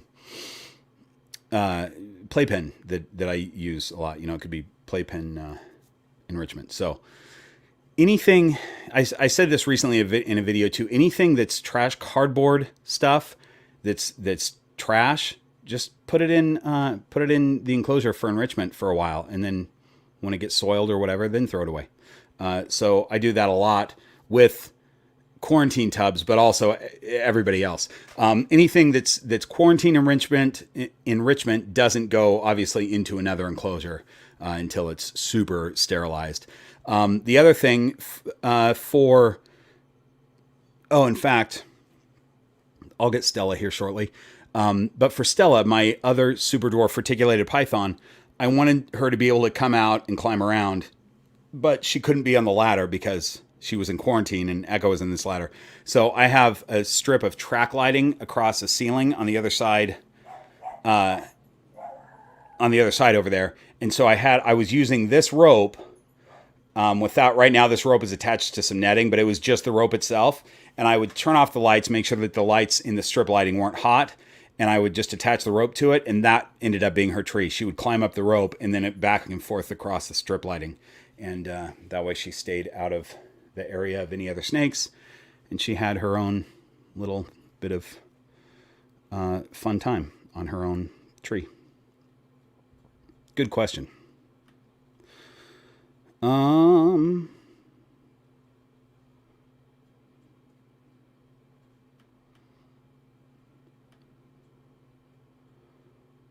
on. What would be your best suggestion for an enclosure for an adult male ball python? The sex doesn't really matter. My best suggestion would be as big as you can give them, as much enrichment as you can give them. The rule that I adhere to generally is that the enclosure should not be that the snake needs to be. Wait, I need to say this right, not backwards. Two lengths, so a length of the enclosure plus an end. The snake should not be longer than that. Generally, snakes are different, but that's the basic thing.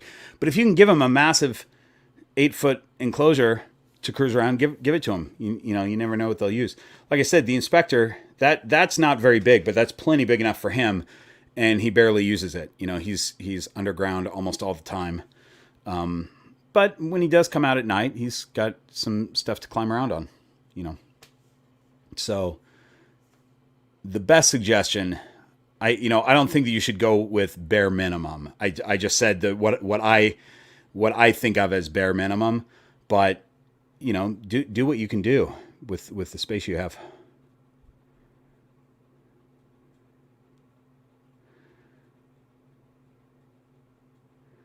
Let's see.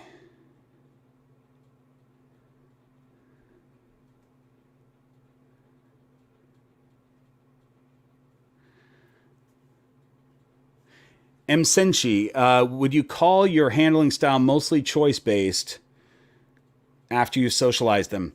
No, I wouldn't say it's mostly choice-based. A lot of times it's choice-based if I have time. But once they're socialized, they don't mind being picked up. So, for instance, Captain Farrell here is very well socialized. He was in his hide. He was awake because his tongue started flicking as soon as I opened his tub, but he was curled up in his hide. I picked his hide up and showed him my hand. He didn't show any fear. I like to show him my hand, let him tongue flick on my hand really quick before I pick him up, just so they understand that it's me. I think that helps, but I don't know for sure. I think it probably does. But, I just picked him up and now he's hanging out with me and shows no fear. So, I think choice-based is really great to do, and I do that often if I have time. But, I don't think that... I don't know how practical that is for most reptile keepers. It's definitely not practical all the time for me. If I need to move a snake or something like that, I don't always have the time for that. But that's also a good reason for target training. I target train a lot of my snakes. He's well target trained. And one of the things you can do is use your target to get them to move, where you want them to go. But I will say that because I socialize my snakes, they don't show fear when I go to handle them. And in a good example, I was talking about Kata earlier. Kata is not well socialized. My ivory, who's breeding right now. I got her less than a year ago. She's not well socialized. So when I do try to handle her, she's a little bit more fearful. So I try not to just jump in there and grab her really quick. And even when I change her waters, I do it super slowly, because I'm not trying to scare her. And then hopefully she has a clutch this season. I don't know if she will or not, but if she does, right after that, then we'll work on some more socialization stuff, so she's not as nervous. That's a good question. I love choice based though. I think that's great. I don't know that it's practical for everybody all the time, but I think it's great, and I love to do it with my snakes. I love giving them the choice, like this one. This one and Tiger Lily also will often choose to come out onto my hand. So if I have the time in the morning, I just put my hand out and they crawl right out on it, and then they get to do what they want to do. Oh, the other thing I'll say though is that choice based can also be the fact that, if I'm handling my snake, I'm going to let them crawl where they want to crawl. Now I'll redirect them, but they never feel restrained. So I think most of you probably understand this concept that you would never want to restrain your snake. I don't do a lot of the, putting the snake on a table and then putting my hand over their head so that they duck back into their coils so that they stay right there. If I have them out, I kind of let them go where they want to go. But you've seen me sitting here with Captain Farrell, kind of manipulating him, also kind of moving him around. But I'm never restraining him. I'm never like grabbing him and stopping him from moving. So that's kind of choice based too. Like they can feel like they're going sort of where they want to go. And I do a lot of that. I let my big snakes roam the house. They can go wherever they want to go. I let snakes that are this size roam around in a playpen on their own or on the counter, which is always different clutter. I supervise that, but they pretty much can go wherever they want to go. If they look like they're getting into trouble, I'll redirect, but I'm not ever restraining them. So,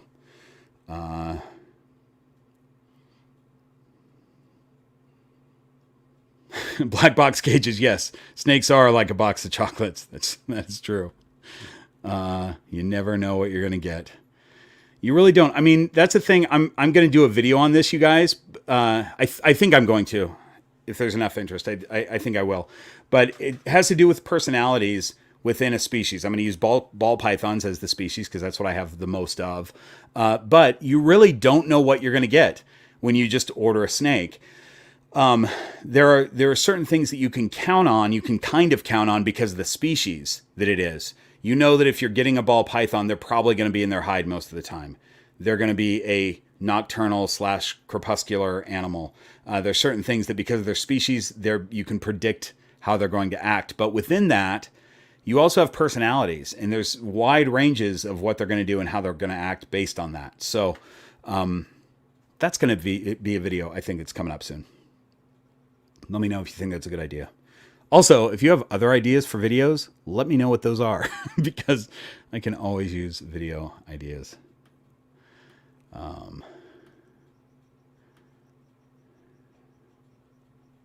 Ronnie Taylor, I'm curious about how often you handle your ball pythons.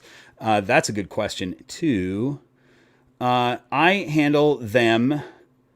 I said this earlier in the video, but because I don't have a 9-to-5 job, because I kind of work from home and I'm gone on the weekends oftentimes, but I'm home a lot. So I have 18 snakes that I can handle, probably more than the average person who has a 9-to-5 job that they're going to that would also have 18 snakes. And sometimes it's not just handling. Sometimes it's opening I wake up in the morning. The first thing I'll do sometimes is open 3 or 4 tubs and let the snakes out that look like, if they're awake at the front of their tub, I'll open it up and let them out. Now, most of those snakes that I do that with are in breeding season right now. So we're not doing that necessarily at this time of year, just with Damara because she's skipping the year. She's got a year off. But anyway, so whether it's handling or just letting them out, it's several times a week for each snake. And also some snakes, based on their personality, I don't handle as much. The inspector, for one thing, who you saw in the beginning of this video, I usually don't take him out and handle him. He might get handled once every 2 weeks or something, because I know that he would prefer not to be. And so he just kind of likes to hang out. So every snake is different, but I bet these guys get a couple times a week at least, with a few snakes almost every day, because of how, and especially the super dwarf reticulated pythons, almost every day. They're super active. I want them on this ladder as much as possible. If they're not in shed or digesting food, and I'm home, they're probably going to be out. So it just depends on the snake. That's a good question. Oh no, where am I at? Here we go.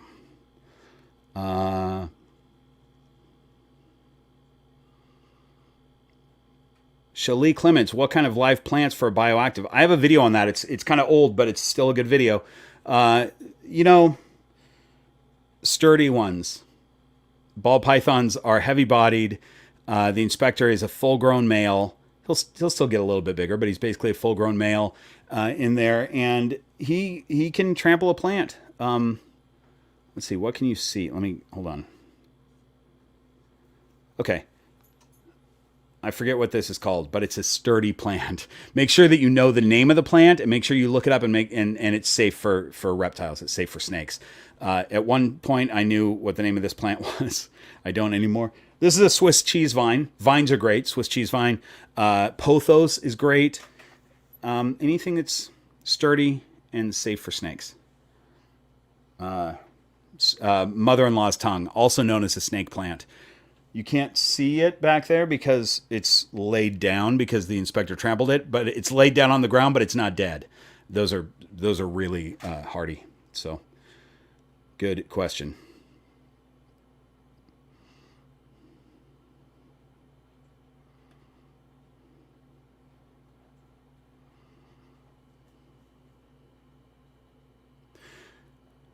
Kelly Funk, how long did it take for them to come to naturally? If that might be for someone else, you might be chatting with somebody else, or it's for me. And I don't know if you're talking about like the snakes and handling or what that is, because I don't know what I was saying when you asked the question. So let me know what that's about, and then I will answer it. Lisa Gallo, we are live. You guys, one of my best friends in the world, Lisa Gallo, has joined us. She is not a snake person, but she loves all animals. So I'm glad you're here, Lisa. It's good to see you.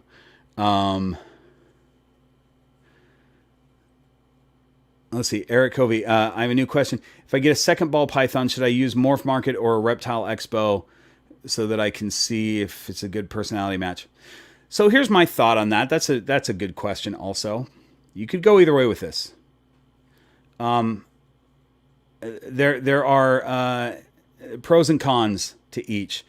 For me, this is for me, I prefer Morph Market.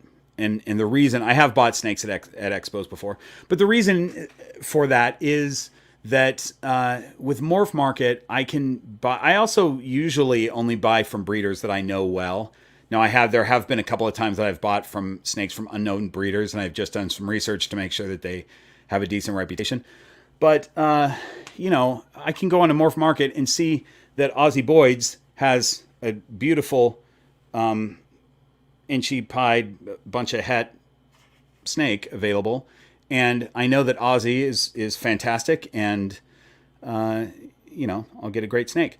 It's also a hatchling. Hatchlings are going to be hatchlings, so unless you're buying an adult, you can get a hatchling that has a really defensive personality, like the snake that I got from Oz had, and have them socialized in a few weeks.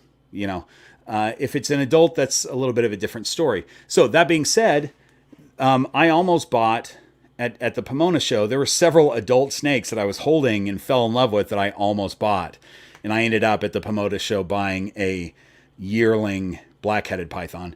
Not an adult, but still a fantastic snake. So anyway, you could go either way with it. My preference. Oh, the other thing, the big concern that I have with buying at an expo is mites. That snake could have been completely healthy the day that it got to the expo, but now it's Sunday and it's been around a whole bunch of people that have been around a whole bunch of other animals, and they've been handling it, and now it's starting to get an RI, and that RI isn't going to show up for 3 weeks, but it's in their system, or it's got mites or something, so that always concerns me a little bit. And that's why I would probably, for me, and I'm not saying that it's bad to do, but I probably would never vend an expo. I love going to them.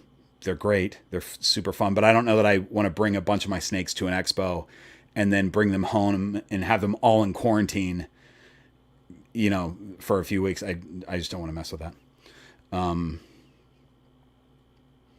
Anyway, those are my thoughts on that. Mitch is asking, is it okay to switch them from frozen to live and vice versa? Yeah, for me, I would not switch a snake from frozen to live. There's no reason to, in my opinion, there's no reason for them to eat live unless that's all they eat. There are a number of downsides to feeding live, including that live animal could hurt your snake because they fight back as they should. And also, I really like rodents. I think they're fantastic, and I'd rather them not be attacked and killed by a snake. I'd rather them be humanely euthanized because, snakes have to eat rodents. And so we know we got to feed them, but I'd rather them be humanely euthanized. But switching from live to frozen, I've done that a lot and talked about that earlier in the video. So highly recommend that.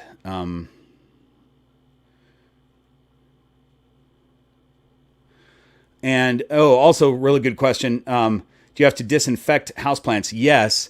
And Serpa Designs on YouTube has a great video on how to, let's see, what's it called? How to process plants. Just type in how to process plants for bioactive Serpa Designs. That's a long thing to type in, but you'll find the video. He talks about how to do it. But basically, you root the plant. In other words, pull the plant up by its roots, everything, shake all the dirt off, and you're basically soaking it in a bleach solution.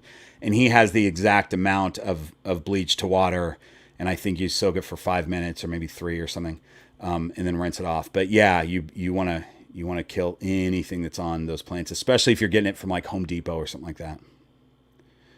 Anything that's not only bugs that are potentially on that plant, but pesticides that have been sprayed on it. Black Box, thanks for a super chat. Where is it? Oh, I see that you super chatted. Hold on, I'm getting to it. I appreciate the super chat. That's so nice. For them to, Kelly. So Kelly's asking, how long did it take for them to crawl up to you naturally? It depends on the age of the snake. My hatchlings last season, some of them did it immediately. Like as soon as I put my hand out, they had no fear and they were just like, oh, what's this? Some of them, it took them a few days of seeing that, but I think that's, I don't think that's as common, but it's still, for a younger snake, it's not going to take that long. Again, Captain Farrell here wanted to kill everything. He was a super violent, frightened snake. And I bet it was 3 weeks. I'm kind of guessing because I don't know the exact timeline, but I think it was probably about 3 weeks that it took of just kind of patiently each day showing him my hand, not showing him my hand and then picking him up and messing with him, but just showing him my hand and then closing the enclosure and letting him be. So he doesn't associate my hand with something that's kind of scary, which is being a new snake in a new environment and being picked up. That's a scary thing. So I didn't want him to think of me as, that. So a few weeks later, we went from super violent, scared animal to just this lovely, curious snake that crawls onto my hand. That being said, every snake is different. So, Lori's saying, Lisa Gallo, you need a snake. Lisa, do you want me to bring you a snake when I come up in February? Or not February, in August?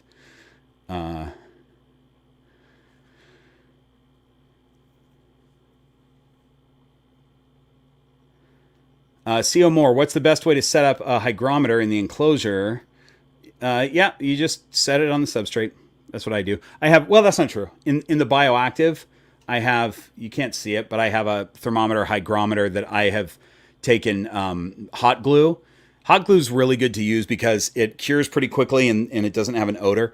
So I've taken hot glue and hot glued the little hook fixture, and then it's a Govee thermometer. So it comes with a hook fixture, and then you just slip it on there. And it's on the side of the enclosure. But everybody else, you just throw it in there. And you know what, you guys? I love Govee, but I'm sitting here with... See this? 1, 2, 3, 4, 5. I'm sitting here with 6 dead Govees. And I don't know if all the batteries just ran out at once or if there's a problem with the Govees. But I got to change all the batteries and then see how long it takes for them to run out again. Over the last week, I've just been pulling them out as they as they die, and I have a pile of them, which is a little annoying.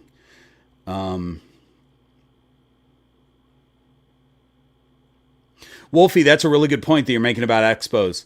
I feel like the snakes aren't generally themselves because it's such a different environment. That's true.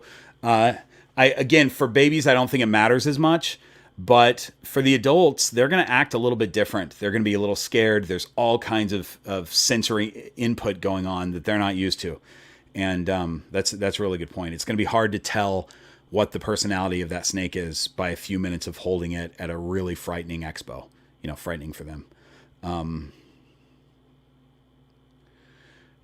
Kev, what I use to heat the Bioactive is I've got a heat mat at the very bottom. The inspector has a subterranean hide, so he can go all the way underground and get to the glass. That's really important if you're using a heat mat.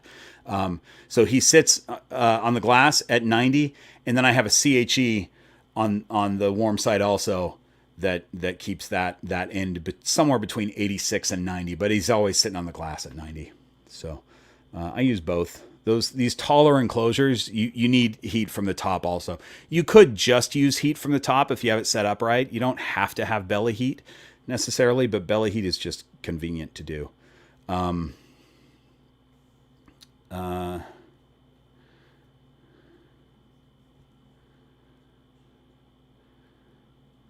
Let's see. Okay, Black Box Cages. Thank you so much for the super chat, Black Box. It's really nice.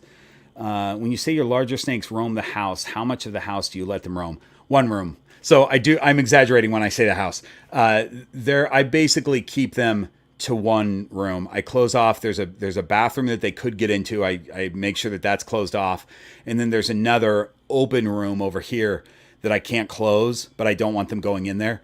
So I kind of block it off with a thing, and they've never gone in there. But if they did, it wouldn't matter. These are full grown ball pythons, so we're talking an 8-pound snake. That's not going to be hard to find. But the ones that do it, the ones that do get to roam, have established a pattern. So I know if Freya is out, for example, which she hasn't been for a long time because she's going to lay eggs soon. But if she's out, I know she's going to be under the couch. If Damara is out, I know that she's going to be behind the mirror. They're all kind of going to be on this side of the room in general. But Delilah, here, you know what? Because I want to show a couple more snakes. So let me put him down. So Delilah just started roaming on her own. Hang on. If you guys watch my Instagram, I put reels on Instagram that I don't put on YouTube, and they're pretty cool. And one of them was Delilah here. Oh, can I get to her? Wait, I gotta move my... Delilah has just now gotten big enough. Are we good there? Basically. Hi. Look at that. You're looking at me. Were you looking for food? She's literally right here. Oh, and I touched your head. I'm sorry. I wasn't paying attention. So here's Delilah. She is... hang on. Let's do this. There we go. There's Black Box question. Delilah is just big enough where I'm comfortable for her to roam around. And she's probably been big enough for a while, but I just started this last week with her. And she's been doing well. She does a lot of exploring the house because it's new territory for her. I mean, she's roamed around a bit before, but it's always with me following her and redirecting her. And now she can pretty much go where she wants. And the 2 or 3 times that she's been out, she's out for a few hours, and she will roam all around and try to get under the refrigerator, which she can't fit. So she just tries and tries, and then she gives up and goes behind the mirror where all the other snakes go. And I don't know if there's probably a smell behind there. There's no poop or anything back there, but they can probably tell that other snakes have been there. And I don't know if that makes it more or less comfortable, but they all tend to go back there. So anyway, Delilah is fantastic. And then Lydia Dietz too, who is digesting food right now. So I'm not gonna pull her out, but Lydia is the same size, and she just started roaming on her own as well. So I'm happy about that. But I put a reel that's pretty cute on the Green Room Python's Instagram page that shows Delilah here when she was, little tiny, versus roaming around the house now. It's pretty cool. So I have that portion of the house pretty snake proof, and I know where they're going to be. I tell you what though, Lori Torini, man, she lets her snakes out, and they go multiple rooms all over the house.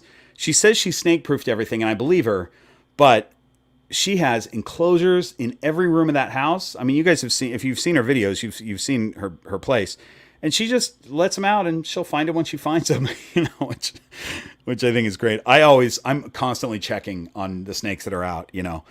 I mean, the really big girls, I left Damara out the other day, and I went and ran errands and went to the store and everything, knowing that she's just going to be behind the mirror, and she was. But in general, especially like with Delilah here, I'm going to close her tub. There we go. She was already out today, so I'm going to put her back in her tub. But with Delilah, I'm going to check on her every 15, 20 minutes and make sure that she's where I think she is, Oh, do you guys want to see Stella? Should I pull out Stella, my other super dwarf?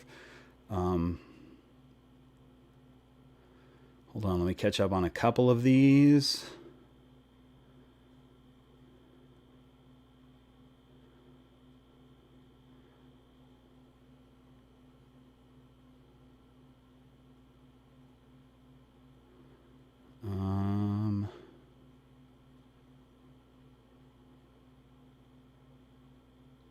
Hang on, Lisa, are you talking to? Hang on. Oh, you and Lori are becoming acquaintances. That's really great. You guys are saying such nice things about me. I appreciate that.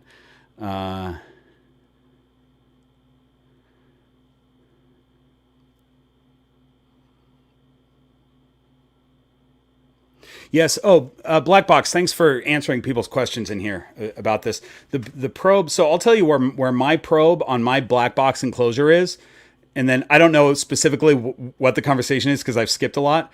I just noticed that Black Box is talking about probe placement. So I have on my Black Box enclosure that Echo is in. I have a overhead panel, heat panel, and the probe is halfway down the wall on the left side under the panel, and it's just the wire, not the probe, but the wire is hot glued in. So it just sits there, and the probe, it doesn't matter what the probe is set at, which is, hold on, I'll tell you what it's set at exactly. That probe, oh, that's crazy. The probe is set to 84. So when that probe is reading 84 degrees, it's about 87 on the shelf where she basks. So, and again, this is not a ball python. I'm talking about a super dwarf reticulated python. I don't want her to be anywhere near. I don't want her at 90. That's too hot for her. She'll start pushing and such. But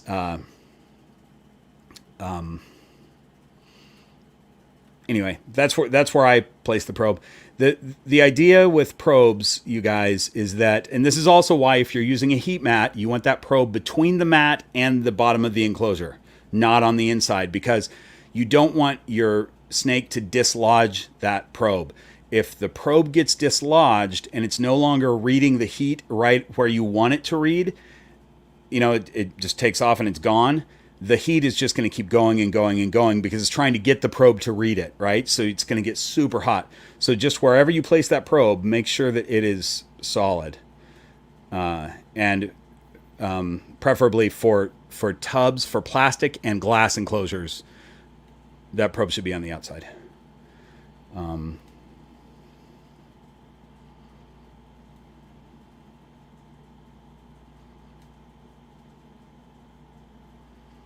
Oh, Lisa, thanks. Lisa says Delilah is so exquisite. Thanks. I really love Delilah. She's a lovely snake.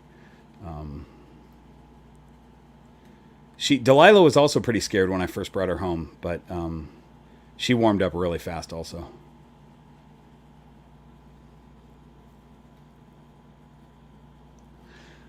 CO is asking, typically how much do veterinary bills cost for things like stuck shed? That's not a vet visit. We'll talk about that. RIs, parasites, etc. What does that usually cost? So first of all, stuck shed you can handle yourself. There's a number of things that you can handle yourself, but I'm not talking about home remedies for something that's serious like an RI.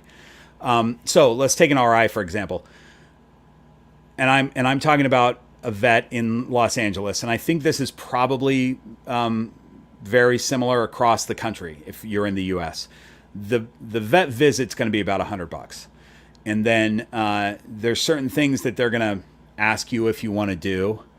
Do you want to do X-rays? Do you want to do a what do you call it when it's not an X-ray but they can still see inside? Whatever it is, it's going to be $400 or whatever. You can say no to that stuff, unless it's really necessary. The treatment might be another $50 or $70 or something like that. It's usually, if it's just a visit, it's probably going to be somewhere between $75 and $100, I would guess. But you can be well into it. So parasites, for example, Kata, who I've mentioned earlier in this video, my ivory, she came in with lungworms. I have a video about that. I took her to the vet because I thought she had a respiratory infection. She didn't. She had lungworms, which was a parasite. The breeder that I bought her from paid the bill, but that was $350 total for the vet visit and treatment. And then I did the follow-up myself. That was later. So that's even without a follow-up. So figure a few $100. You need to definitely plan for potential vet bills, for any animal.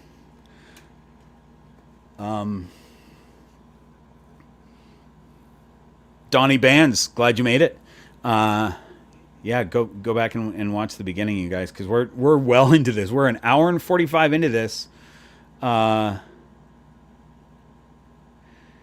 Enigma, what are your thoughts on African egg-eating snakes?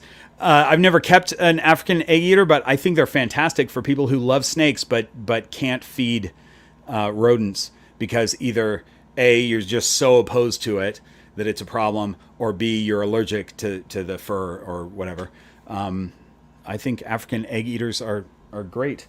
I don't know a lot about them. I know that the problem is... Hang on. Oh man, I'm just knocking things everywhere because I just realized that I promised to get Stella and I haven't done that yet. So hang on. The challenge with there we go. The challenge with African egg-eating snakes, if you get them as babies, is you have to feed them finch eggs. And where are you going to get finch eggs? All right. So we're taking the top off Stella's tub. Stella's tub is going to be soon replaced with a black box cage. Speaking of black box cages, let's see what she's up to. Hang on. She's in her hide, which she's usually not. Hi, young lady. Are you awake? You want to come out? I use a hook for Stella and Echo also. Hi. You want to come out and see the world a little bit? Hello. Can you see that that's me and not food? Yeah. Stella has never bit me before with a food response, but Echo has, believe it or not. Echo is the sweetest snake in the world, but twice I've been careless and gone in there and she just immediately thinks that I'm food. So, with retics, whether they're super dwarf or mainland or whatever, I think they should always understand what a hook is. And the target I have a target behind me, that's why I'm pointing there. She's really well target trained. Those of you who have seen her follow a target, she's very well target trained. And by the way, it took her, I think by her third target training session, she understood that the target means food is coming. I mean, these snakes are so ridiculously smart.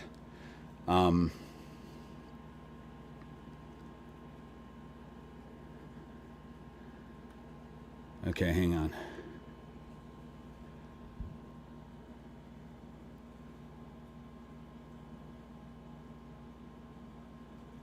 Oh wait, okay. Black Box is saying, hang on. I'm gonna pin your comment and then read it because I think you're giving good information. Black Box says we typically recommend. Why are you going in my mouth?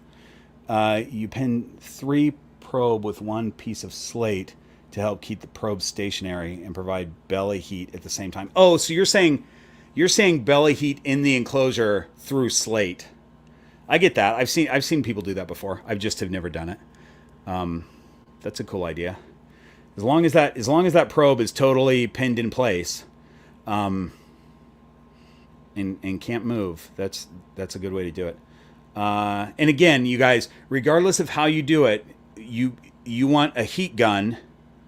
I don't know where mine is right now, but you're taking the real temperature with your heat gun at the place that the snake sits, and then whatever your thermostat needs to be to get to, if we're talking about a ball python, their hotspot of 90, 80, I say 88 to 90, but you want that to be 88 to 90. I'll give you an example. I have a breeder rack right now that's set to 92. That gets me 88 to 90 based on where that probe is with my heat gun inside the tub. I have another rack that's set at 88. That gets me 88 to 90. So every setup is a little bit different. Oh geez, Stella, don't be on my mic, please. I tell you what, do you want to climb? You guys want to see Stella climb? It's one of the coolest things ever. Here, would you like to just climb? You're so bright right now. Look can you guys tell how light she is right now? Here, you want your rope? No, you're just gonna go. Oh, there we go. There you go. You're on it. Okay. Here she comes. We're just gonna have a moment of silence as Stella climbs the rope. And I have a drink of my Basil Hayden's. I mean, how cool is that? How pythons climb. Not all. I'm gonna do a test and see if I can get a ball python to do that. I don't think they will, but I'm gonna try it, and I'll film it because I'll make it a video if it works. All right, back to the questions.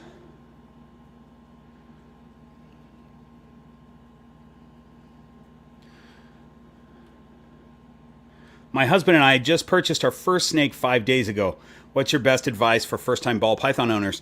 Congratulations on your first snake. That's fantastic. Watch as many videos as you can. And I always say by different keepers, not just mine, because everybody, there's so many different ways to successfully keep an animal. But I think here's my biggest piece of advice, and I've said this in a number of videos before. Even though ball pythons are very common to have, if you have a snake, that's an exotic animal. If you have a reptile, that's an exotic animal. And I think that if you are the keeper of an exotic animal, you should be as much of an expert in that species as you possibly can be. So it sounds like you're doing the right thing. You're watching this video right now, and that counts as research. So doing as much research as you can, reading, watching videos. I'm always a little hesitant to suggest Facebook groups because a lot of those, I'm just checking on the young lady up there. She's doing fine. A lot of those Facebook groups have really bad information. A lot of them have really good information. And as a new keeper, it's hard to decide which is good and which is bad. So, I think that goes with anything, but there's so much potentially bad info on Facebook, in Facebook groups. So I'll say that.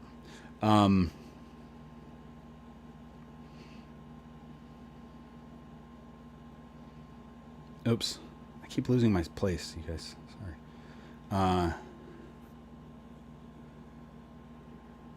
If a snake has mites, would that or any external concerns, would that affect the snake's shed?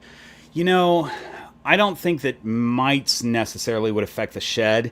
And in fact, a lot of times if a snake has mites, they'll be soaking in their water dish, and that's going to help their shed.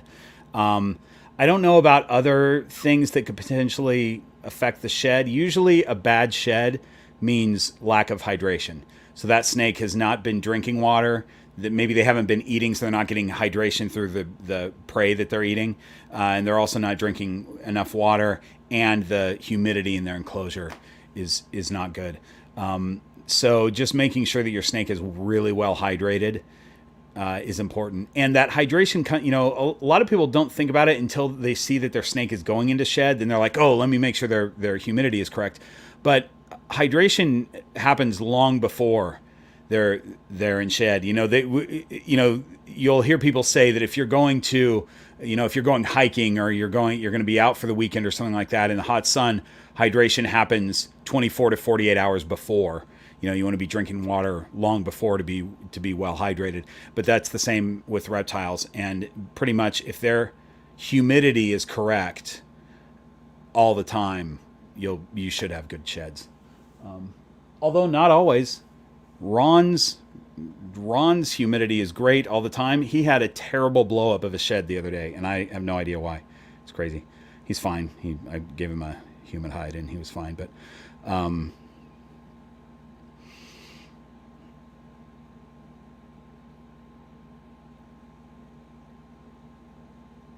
oh, Golem's Demons, you have a Tegu that's target trained. That's cool. Yeah, I will do more videos on target training. It's tough because it's such a simple thing that I don't know how much it warrants, although I think it helps when new snakes are target trained, you know, to see how they did and how long it took and whatever. I'll say this, that with regard to target training, both my super dwarf reticulated pythons are well target trained. My black-headed python is fairly well target trained, but she gets so food and hunting crazy that sometimes she pays attention to it, sometimes she doesn't. And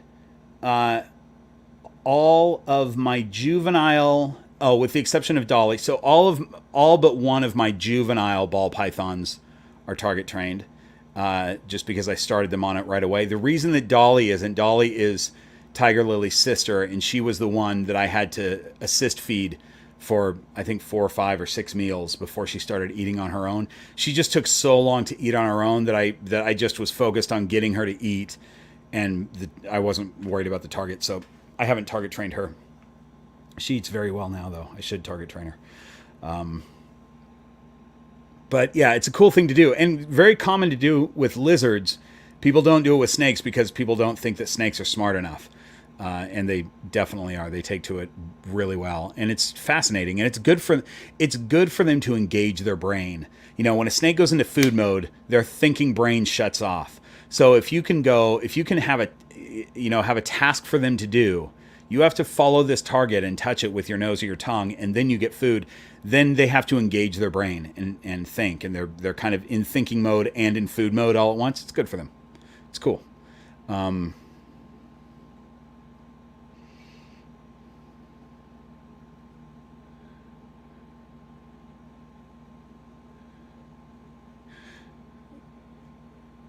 So, Gollum Stevens, if you're doing this slate trick, this is the same thing. You're going to probe on top of the slate is where the snake is going to sit if you're doing this. Again, I haven't done this before, but I've seen it done. I know it works. And Black Box Cages says it works. It works. Your snake is going to sit on top of the slate. The heat mat is underneath the slate, heating that slate up, and the probe is sandwiched in between the two. Okay? Whatever that, and you're going to have to do this hours before because it's going to take a while for the slate to heat up. So what I would do is I would set my thermostat. I would just set it at 90 and see what happens. Let it heat up. I'd probably let it heat up overnight. And then I'd check it with a heat gun. It might be on the slate. It might be 84. If it's 84, then I know that I need to jump it up to 96 degrees at the probe to get it to 90 on top of the slate. Or it might be 96 on top of the slate, and I've got to drop it 6 degrees. I've got to drop the probe 6 degrees. So again, the thermostat setting, what the probe reading is not your magic number. Your magic number is what your thermostat gun reads at the spot that your snake is going to sit. And then you just put your thermostat and your probe to whatever temperature it needs to be to get that at 90 or 88 to 90, something like that. So that is the way to do it for any setup. think a lot of people make that mistake. Wait, where'd I go? Here we go.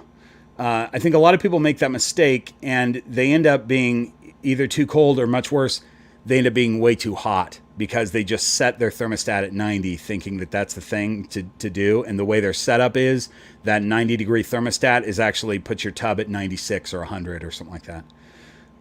So that's a problem.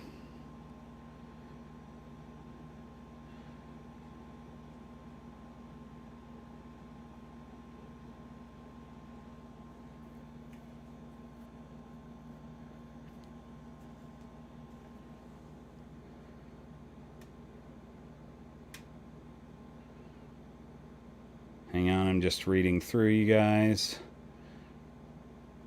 Oh, we've got you guys know that it's a good channel when you have spammers wanting you to watch stream girls here. When you have those spammers, that's, you know, you got a channel that's worth it's got enough people in watching.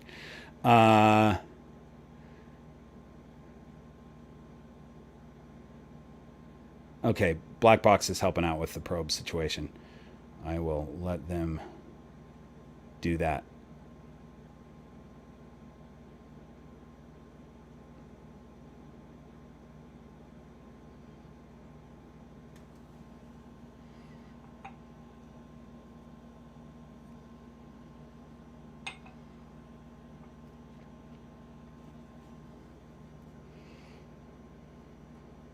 CO is, I think you're answering your question as you ask it. What are your main tips for preparation for a new snake? So research, become an expert in that snake, meaning setup for the enclosure. That's a big. I mean, I would say if it's a ball python, watch my most recent care guide, because that goes into setup pretty in depth. Sourcing feeder rodents. I would say if you can find a breeder locally, that's good. I wouldn't buy them the prepackaged ones at like Petco or whatever.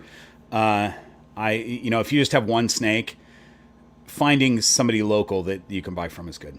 And getting a trusted vet. Yeah, that's just a matter of, when you have to go to the vet, know where some exotic vets are in the area and just try them.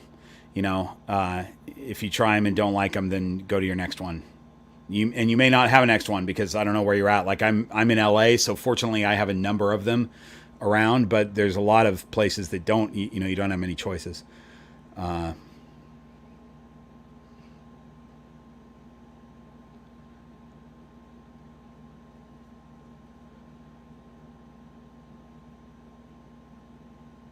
Okay. So you guys, so here's what I've decided that I'm going to do, and I haven't implemented it yet. But this Patreon credit scroll that I do mid video every time. I'm gonna do this now while I talk about this. These are my level 2 and level 3 Patreon supporters, who I super appreciate. And in all my videos, I do a mid video Patreon credit scroll. These are the level 2. This is wait, how do I do this with, there we go. This is called the Kent's Favorite Patreon tier, because one of the perks for them is they get an exclusive Kent video every month that has nothing to do with snakes. And there's the third one for that. And then we have the Flaming Beard tier right here that gets some extra stuff above and beyond that. So anyway, my point is that I'm probably going to stop doing the mid-video scroll in every produced video, and I'll still just do it in these videos, the live ones, just because it's taking up time, and I'll do an end. I'll actually edit in an end scroll, unless everyone tells me that they hate that idea and they still want me to manually scroll the handwritten thing, because I still will in these, but I think I want to cut it out of the produced videos. I should probably ask the Patreon folks what they think about that. I'm also going to change the Patreon tiers. I'm gonna do a little Patreon benefits change thing. I'm thinking about it. It'll be cool. I'm gonna do some different stuff.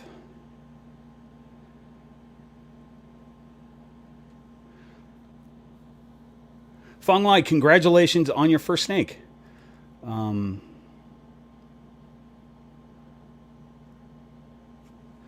Yeah, so when you have so you're saying it parked under the humid hide, not on it, but under. That's standard. It hasn't gone to either the cool or warm hide. I don't think he knows he can get there. They'll find it. So just give them time to cruise around. What'll happen is middle of the night when everything's dark and quiet, they'll venture out and they'll find it. You know, unless you have a 10-foot enclosure and it's a baby snake, they'll find their spots. But hiding, squished under something is pretty standard. They feel safe because they can feel something on all their, all around their body. That's probably more comfortable for them than a hide, because the hide, they can feel the floor and they can feel the walls, but under your humid hide, they can also feel something on top of them. So they feel really safe. It's like they're wedged in between rocks or something, So it's a good spot for them. They'll give them their week to settle in, and they'll find their warm and cold side. Congrats on the new snake. Yeah. So the next question was this, which I just answered. So yeah, just let them. They'll find it.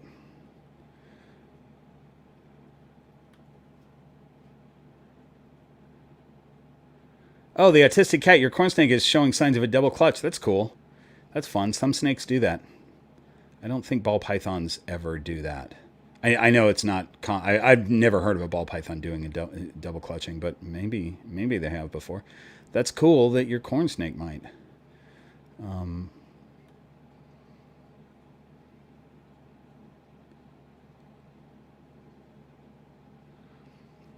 Wolfie, Kent is not only scared of snakes, but just about anything else. So, especially if it's an animal. He has a lot of fears. A lot of fears.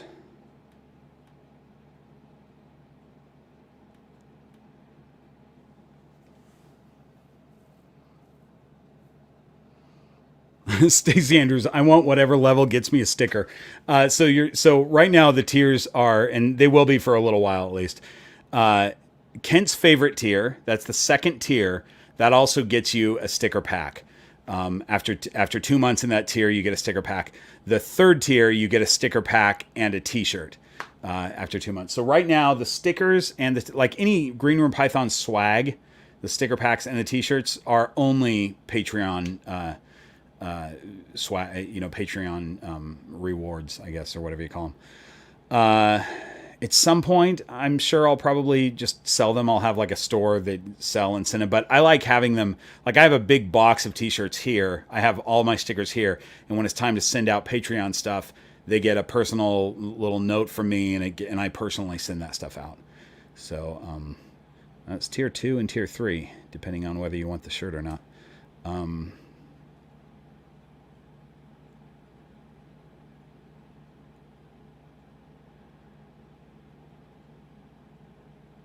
White fawn, that's a good question. A lot of people are getting their first ball python right now. Just got my first ball python on Sunday. Any idea why she is active all day and sleeping and hiding at night? Yeah. Normally it's the reverse of that, right? It's going to be that they're nocturnal or crepuscular. You're going to see them sleeping most of the day. It's going to take them a while to get used to their environment. And the roaming around during the day is a sign of stress, but it's normal stress for them. They're stressed because they're in a new place and they don't really know it yet. And that's just something that they have to go through. Just like humans go through stressful times, we can't eliminate all stresses from an animal's life. There's certain things that they have to go through. And one of them is a new enclosure when you first bring them home. So a lot of times they'll kind of cruise around during the day. You'll see them surfing the glass a lot, things like that. And eventually they'll calm down. So that's just new snake stuff. Just leave them alone. Make sure they have a ton of clutter so that when they do want to hide, they're able to very easily. So 2 real hides, not the I said it earlier. Now I can't think of it. The half log thing is not a hide. You want an actual hide that they can go into and not be able to see out both ends. Let's see.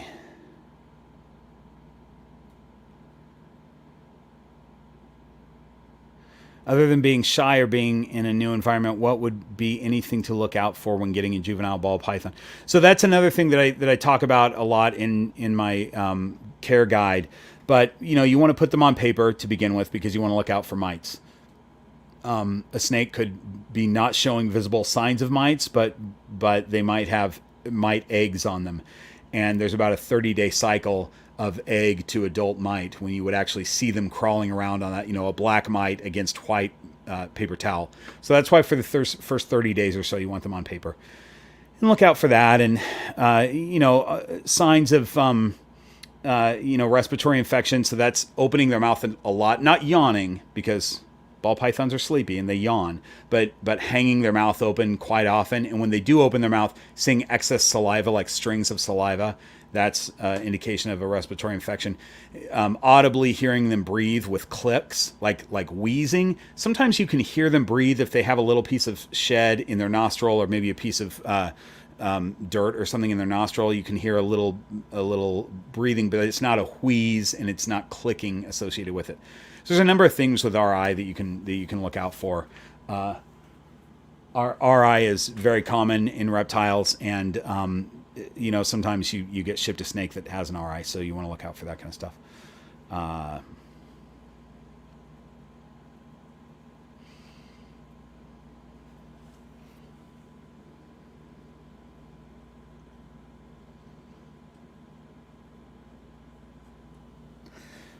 Theater Sabs 09. I would not sex your snake yourself.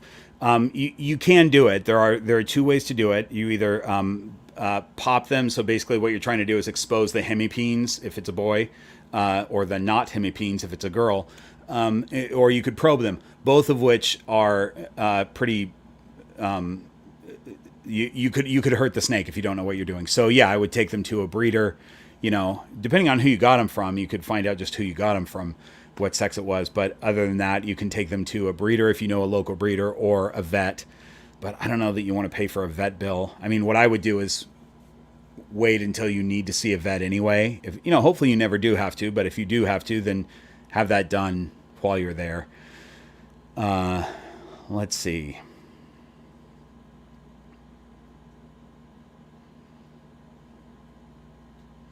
Deborah Warren, I think it's time to switch my snake to rats. Hold on, did I get the right one? Yeah. My ball python to rats, and I'm nervous she's going to have trouble with it. Is there any snake mojo that can help? Yeah, so this is the same thing as switching from live to frozen thawed. People get really nervous about this, and most snakes will just do it. A lot of snakes will just take it. But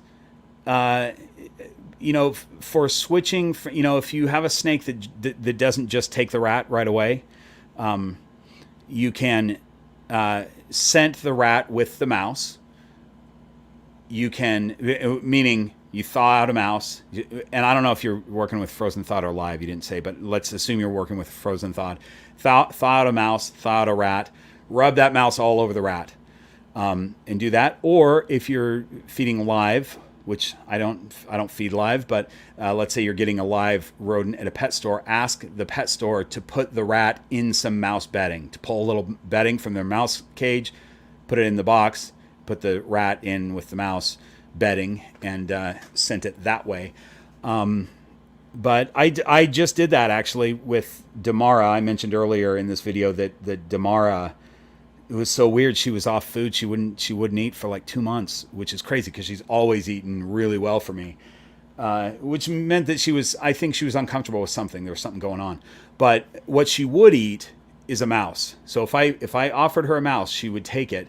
But I didn't want to offer her too many mice because she is my biggest ball python. She's very big. She's like, at a normal weight, she's like 3,600 to 4,000 grams. I do not want that snake to be a mouser. I don't want to have to feed her 7 mice a week. It wouldn't be that many. I'm exaggerating, but still, it's a lot of mice for a snake that big. So what I finally did last week is I scented a small rat with a mouse, and she took it. And then 5 days later, now I don't normally feed my snakes every 5 days. That was a small meal, and I wanted her to get used to taking rats. So 5 days later, when I knew that one small rat was probably fairly well digested. I offered her an unscented rat, and she took it right away, which tells me that she's back on rats. So that's what it took, just scenting it with a mouse, and it happened.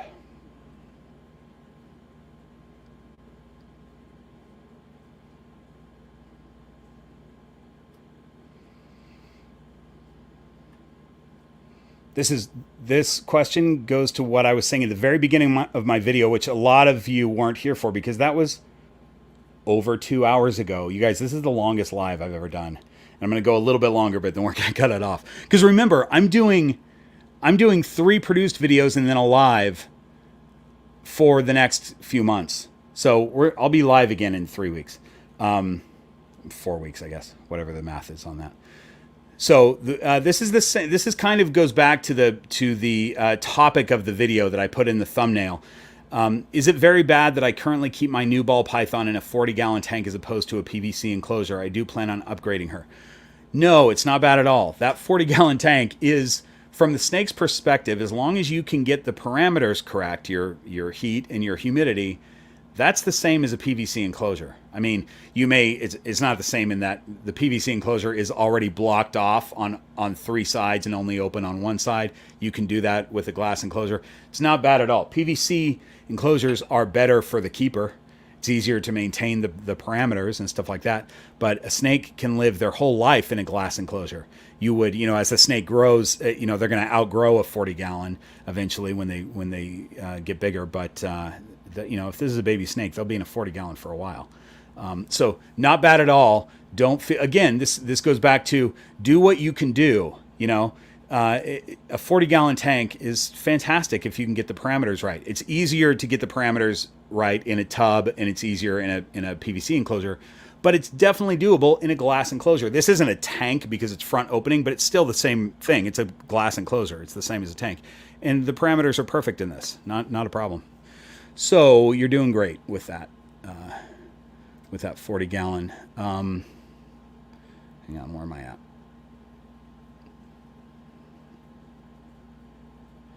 Do thunderstorms seem to scare snakes? I don't think so. I'm not in a very thunderstormy area, but I've never noticed snakes being scared of things like that. The rise in barometric pressure helps them to breed when there's a storm.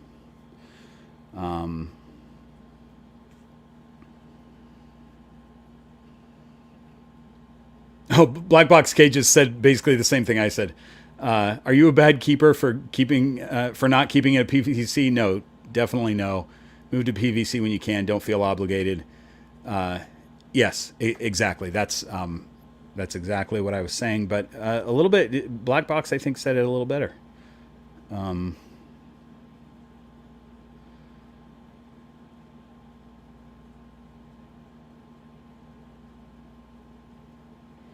Yeah. So Andrea, I'm gonna show this. I just have been feeling almost vilified for not having PVC. So this is the problem, you guys. I don't know what that's from, but my guess is it might be from a Facebook group.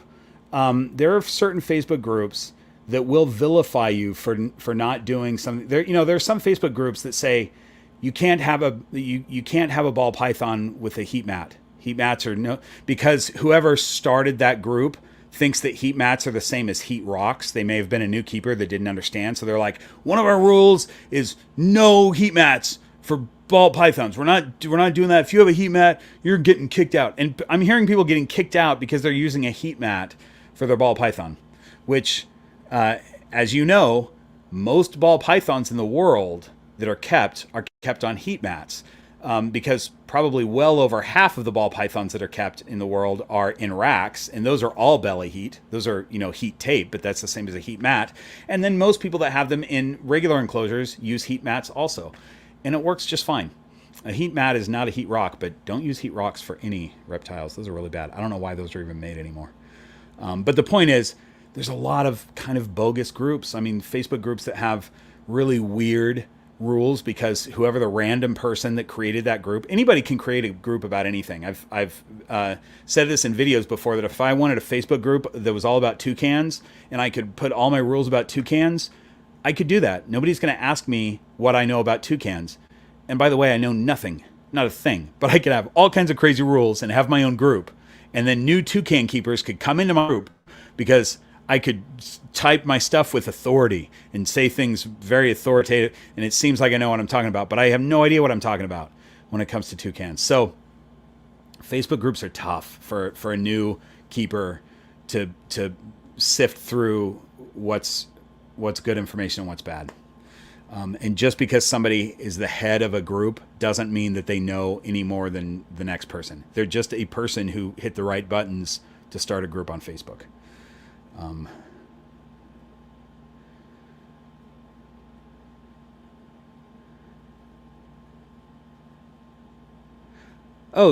Cigar Elephant, thank you so much. That's nice of you to say. Your content is awesome. I'm pinning that. Look at that. You're kind of just saying hello. That's really nice. Appreciate that.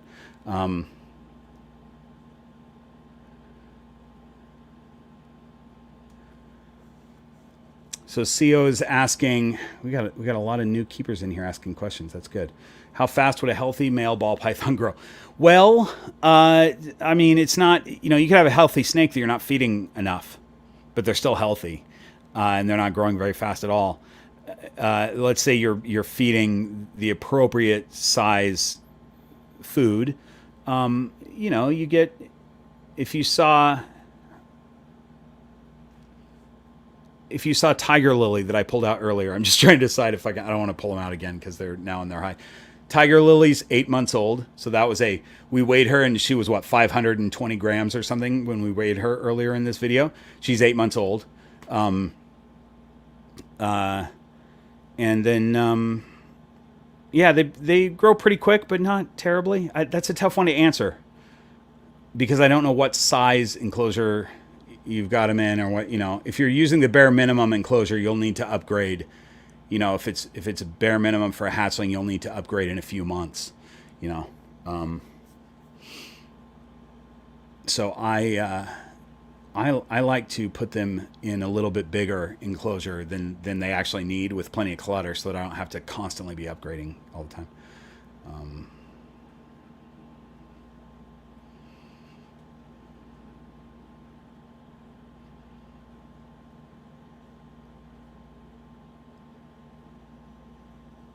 How long would a baby ball python be able to comfortably live in a 20-gallon front opening enclosure? So this is hard for me to say again, but as long, if your snake is longer than one side plus one end, it's time to upgrade.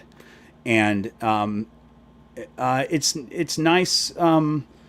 It's nice for them to be in an enclosure that's bigger than that, as long as it has clutter, but the snake should have an upgrade if they're longer than one side plus one end. So it's not even, the gallons have to do with gallons of water because it's a fish tank, and that doesn't matter. It's the size for them to move around. There's also Facebook groups that say that you shouldn't have a ball python in anything that's less than a 4x2x2. I think that's great. I have no problem with ball pythons being in a 4x2x2. But there are also snakes that are much happier, adult snakes that are much happier in a smaller enclosure because they just like to be in that smaller. When I say I mean that they feel safer. They feel more comfortable and safer in that smaller space. So as much as I don't mind, shooting for at least a 4x2x2, you don't need that. I've got this is a 3 feet by 18 inches by 24 inches for the inspector. He's a full-grown male, and the light went off because we're now into nighttime with this live. But the inspector has plenty of room to move around, but he also has, keep in mind that this is 2 feet high, and the entire back is built up, so he can crawl up the back and around, and it's not just ground space; it's all over the thing. So he's got a lot of room to climb. But he does just fine, and that is not a 4x2x2. It's a 3x18x2.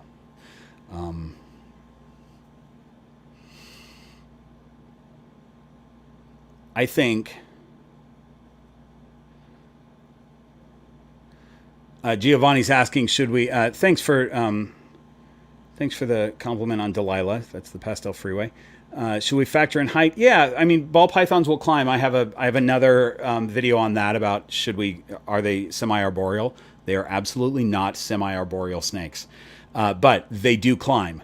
And the fact that they will climb and it's good exercise for them to do that does not make them semi-arboreal. This snake that's up here, she's on her cliff, otherwise I'd bring her down. You saw her climbing this rope like an expert. She's a semi-arboreal snake.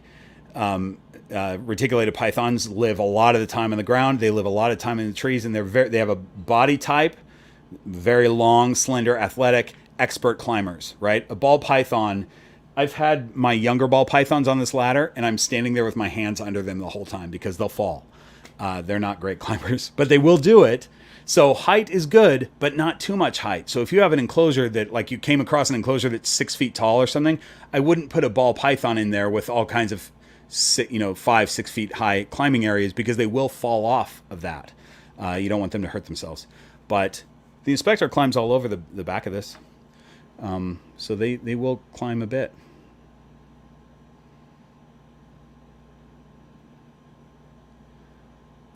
This is a good question. You guys, I keep wanting to like start wrapping this up. But oh geez, I almost fell off my thing. You're giving me good questions here. If a ball python is overweight, would they be able to lose the extra weight? And if so, how would you help them lose it? So here's a thing that's that I don't think I've addressed this before. It's much easier for a snake to become obese than to lose the weight. Really hard for a snake to lose weight because, as many of you know, a ball python, an adult ball python can go like a year or more without eating. They could go on a full-on hunger strike. They're not going to lose much weight. That's without eating a meal for like a year or so. So what I would do if I have an obese snake, what I would do is start feeding them smaller meals and spread it out. So let's say that they're an adult. We're not talking about a juvenile, because a juvenile can grow into that, right? They could be a little fat and then grow into it in length. But let's say I bought a adult snake and that snake is obese. If that snake is used to eating once a week, which if they're an adult ball python, they shouldn't be, unless it's like they're a female and it's in breeding season. But I'm gonna cut that back to once every probably 3 weeks. Normally I would say an adult ball python every 2 weeks, but if they're obese, once every 3 weeks, maybe once a month, and it's going to be a smaller meal for a while and just track it and see how it is. But this is one of the reasons why you really want to keep an eye on your snakes and not overfeed them, because if they become obese, it's really hard to reverse that. It's a good question. Oh, KT, thanks for popping in. I appreciate that. I know it's really late for a lot of people. I am going to end this soon, you guys, but I want to address a few other... Because, again, we'll be back right here in just 4 weeks. I got 3 produced videos that's coming out, and then it'll be alive again.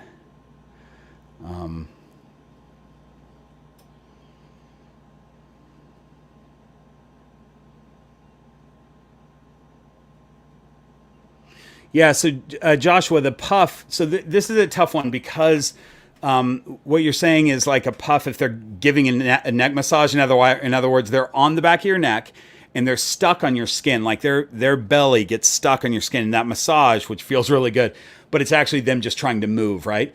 So they're constricting their muscles, and if they're moving where their lung is, right across your neck and exerting that, a lot of times that'll make them huff.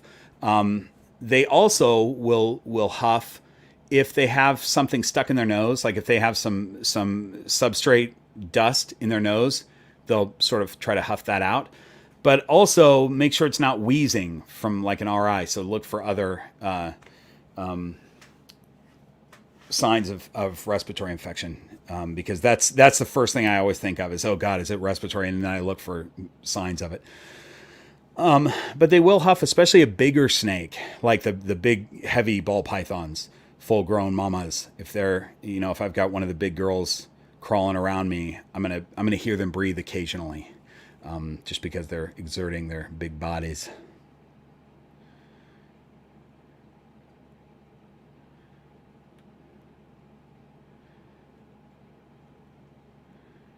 Hang on. Let's see. Now I lost my place again.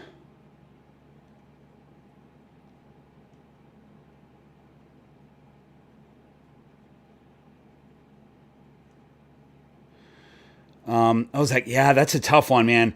A snake that was raised on live ASFs. Any tips to get them on Norwegian? So the problem with this, I've never done that before. I've never had a snake. And this doesn't mean that you're going to have a problem, but I don't think that I would buy a snake that has been just raised on ASFs, only because I'm in California and they're illegal here to get. They're really hard to get because they're not legal. So if I had a really good source for ASFs, then it wouldn't be an issue. But because I don't, I can get a hold of an ASF if I need to, but it's pretty far away. But I would say this is going to be the same as switching them from mice to rats. You're gonna. It's good that they're sending you some ASF bedding. That's good. Also, if you're in the U.S., Reptilinks sells ASF juice that you can scent a rodent with. I'll tell you that I've tried it and it hasn't worked for any of my snakes. But that doesn't mean that it won't work for yours, especially if they're used to eating ASF. But for me, I've tried it just to get picky eaters to eat, and it hasn't worked with anybody. But we're talking a control group of 4 snakes, so that's not saying much. But you may not have a problem at all. You might offer that snake a mouse and do just fine. I would try mice first. Like I would go from ASFs to mice and then to rats, probably. Or maybe I wouldn't. Maybe I'd try a rat just to see if they would take it.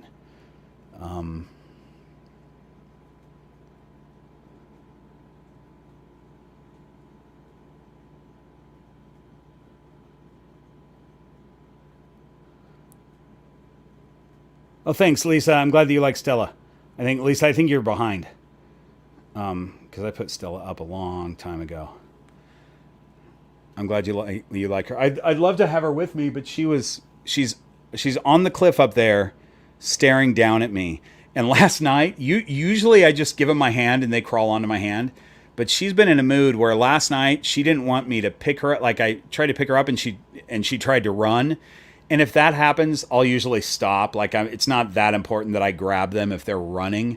That's a snake that definitely doesn't want to be picked up. But these cliffs, can you see this one right here? These are Mag Naturals ledges that go on an enclosure, and this closet door is really thin, so it's just magnetized. It's got 2 magnets on the inside of the door, and there's a cliff here, and there's a cliff right. You can see the bottom of the cliff right there, and that's what Echo is currently sitting on.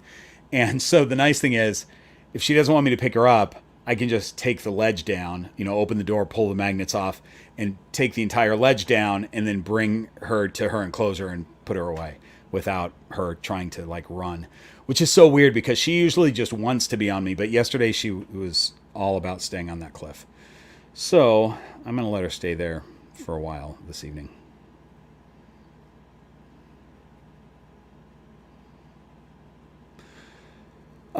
Last question for the night. How would you keep the air as clean and healthy as possible for a ball python? That's a great question because normally this is something that my first thought was, well, you don't have to do anything. They'll just breathe your air. But this actually is a big key that a lot of people don't realize. Snakes have extremely sensitive respiratory systems, and any kind of smoke is very bad for them. So that's all the way down to candles. I wouldn't even have a candle in the room with your ball python. I wouldn't keep your ball python in a kitchen if you're constantly cooking. Smoke.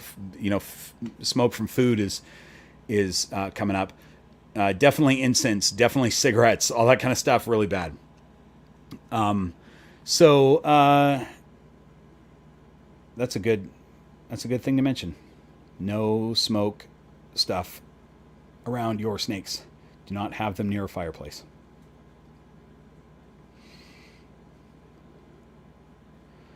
Oh, Deborah, I'm glad you're enjoying the live. It's nice of you to say.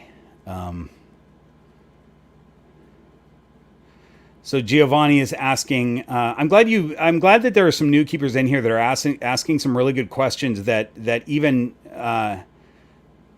people that there could be people that have kept snakes for a long time and have not had to deal with a respiratory infection, so that they may not know this. But I'll say this, that early signs are what we talked about before: gaping mouth all the time, not just yawning, but gaping mouth quite a bit. You're hearing wheezing when they breathe and clicking when they breathe. You're seeing excess saliva in their mouth when they do open it. There are ways that you can open their mouth to look and see if there's like strings of saliva, stuff like that. They'll go off food. Although a snake that's off food and doesn't show the other signs, that's not necessarily a respiratory infection, but it's just one thing that you can put together. But reptiles, and especially snakes, have very slow, I want to say metabolisms, but that's not the word that I'm looking for. What I mean is that they are very slow to show any signs when they're sick. So if you have a snake that's showing signs of illness, they've been ill for a while, and that's why it's important to immediately get your animal to a veterinary, to an exotic vet when you see signs of illness, because there's a good chance that they've been fighting that illness for a long time, and now it's just getting bad enough to show signs. Mammals will show signs right away. As soon as something hits, you know. But with snakes, it's not that way. And so it's important to have a vet on hand. And I said this in a video recently, that I have an exotic vet that I bring snakes to, and when I brought Kata in recently for just a wellness check after her lungworms were gone and everything, the front desk people had never held a snake before. They really wanted to see Kata and handle Kata, and they were so delighted. But this is an exotic vet, you guys. They're seeing hamsters and rabbits and, I don't know, birds, whatever. Nobody brings their reptiles into the vet because I guess people don't know what the signs are of illness. They're not paying attention to the reptile enough, or they think that they can do a home remedy, and they don't realize that if the reptile is showing signs, they've been sick for a while, a home remedy like a few essential oils is not going to help the reptile, and then it just dies, So it's unfortunate. Anyway, how do you block? You guys, how do you block? Block user. Jeez. That was so easy to do. You've got these spam people being ridiculous. Or not, I mean, it's a bot, obviously, but I just figured out how to block a user. I've never had to do that before.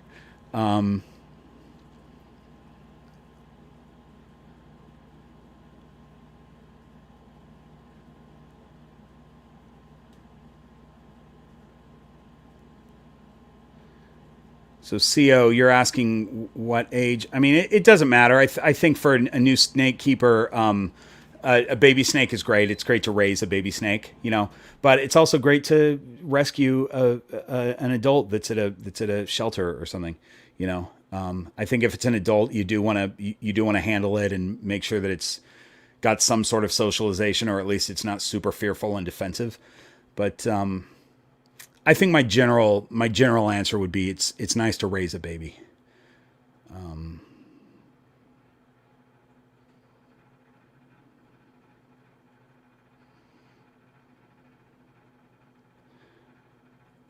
So Giovanni, somebody asked me this question earlier today. Just messaged me a question about, so Giovanni's saying my snake tends to have problems with anything bigger than a jumbo mouse. I don't know how big your snake is, and maybe a jumbo mouse is the right size for them. But also, when you're a new snake keeper, sometimes it's stressful to see how long it takes a snake to get a food item down, especially if you've been feeding them a little bit smaller than they should take. If I feed, so Stella, for example, who's up there, if I feed Stella a rat pup, she's going to get it down pretty quick. But if I feed her, because her mouth doesn't have to go crazy wide to get a rat pup down, but if I feed her a reptilink that's maybe the same weight as a rat pup, but it's way shorter and fatter, she's going to take a lot longer to get her mouth around that big fat thing. It's the same size basically, but it's a little bit more awkward for her to take it, and it looks like she's really struggling. But that's how snakes eat. They eat all at once. Their mouths can stretch like crazy. They got these ligaments that are super stretchy, and for a new keeper, a lot of times it's a little bit scary to watch them, see how long it takes them to get that thing down. But remember that in the wild, we have size requirements, or not requirements. We have kind of general guidelines of what size you should feed your snake, and it's for a ball python. You measure the thickest part of their body, and a rodent that's about that thick is the size that you should feed your snake. But in the wild, they might take prey that's quite a bit bigger than that and eat it. It's just that they're going to be pretty much dead to the world for the next few days as they try to digest that meal. It's super taxing on their system to try to digest something that big, but they'll do that in the wild because they're going to take what they can get. They're not waiting for the perfect size prey to come running by. They're going to take, stuff that's way too small. They're going to take stuff that's bigger than what we would normally feed them. But if you stick with these guidelines, they'll eat. You're not gonna have a snake. I mean, probably you're not gonna have a snake that's born with some weird facial thing where they can't open their jaws like normal. I guess that could happen, but I've never seen it. So just make sure that you're feeding, an animal that's about 10 to 15% of the snake's body weight / about the same thickness as the biggest part of their body, and they're going to be just fine eating that because they would eat bigger stuff in the wild even. Okay, we're almost done with this, you guys. I just want to make sure. Okay.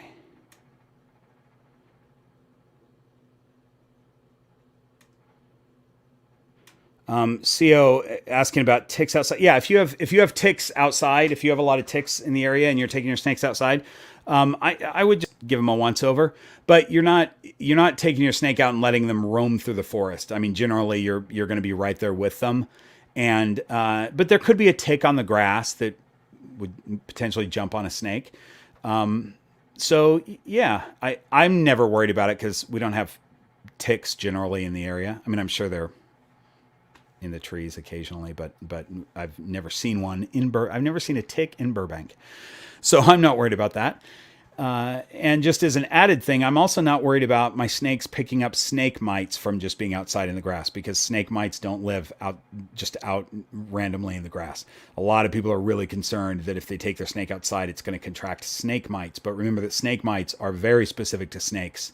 And unless you're letting your snake out in a wild snake den where other wild snakes are, the chances of them coming across a very specific snake mite just in the grass is super slim. It would have to be a snake. A wild snake would have had to crawl through and deposit a couple mites in the grass, and then you come in right after that and put your snake right there. Pretty slim chance. So that's that. All right, you guys, we did this.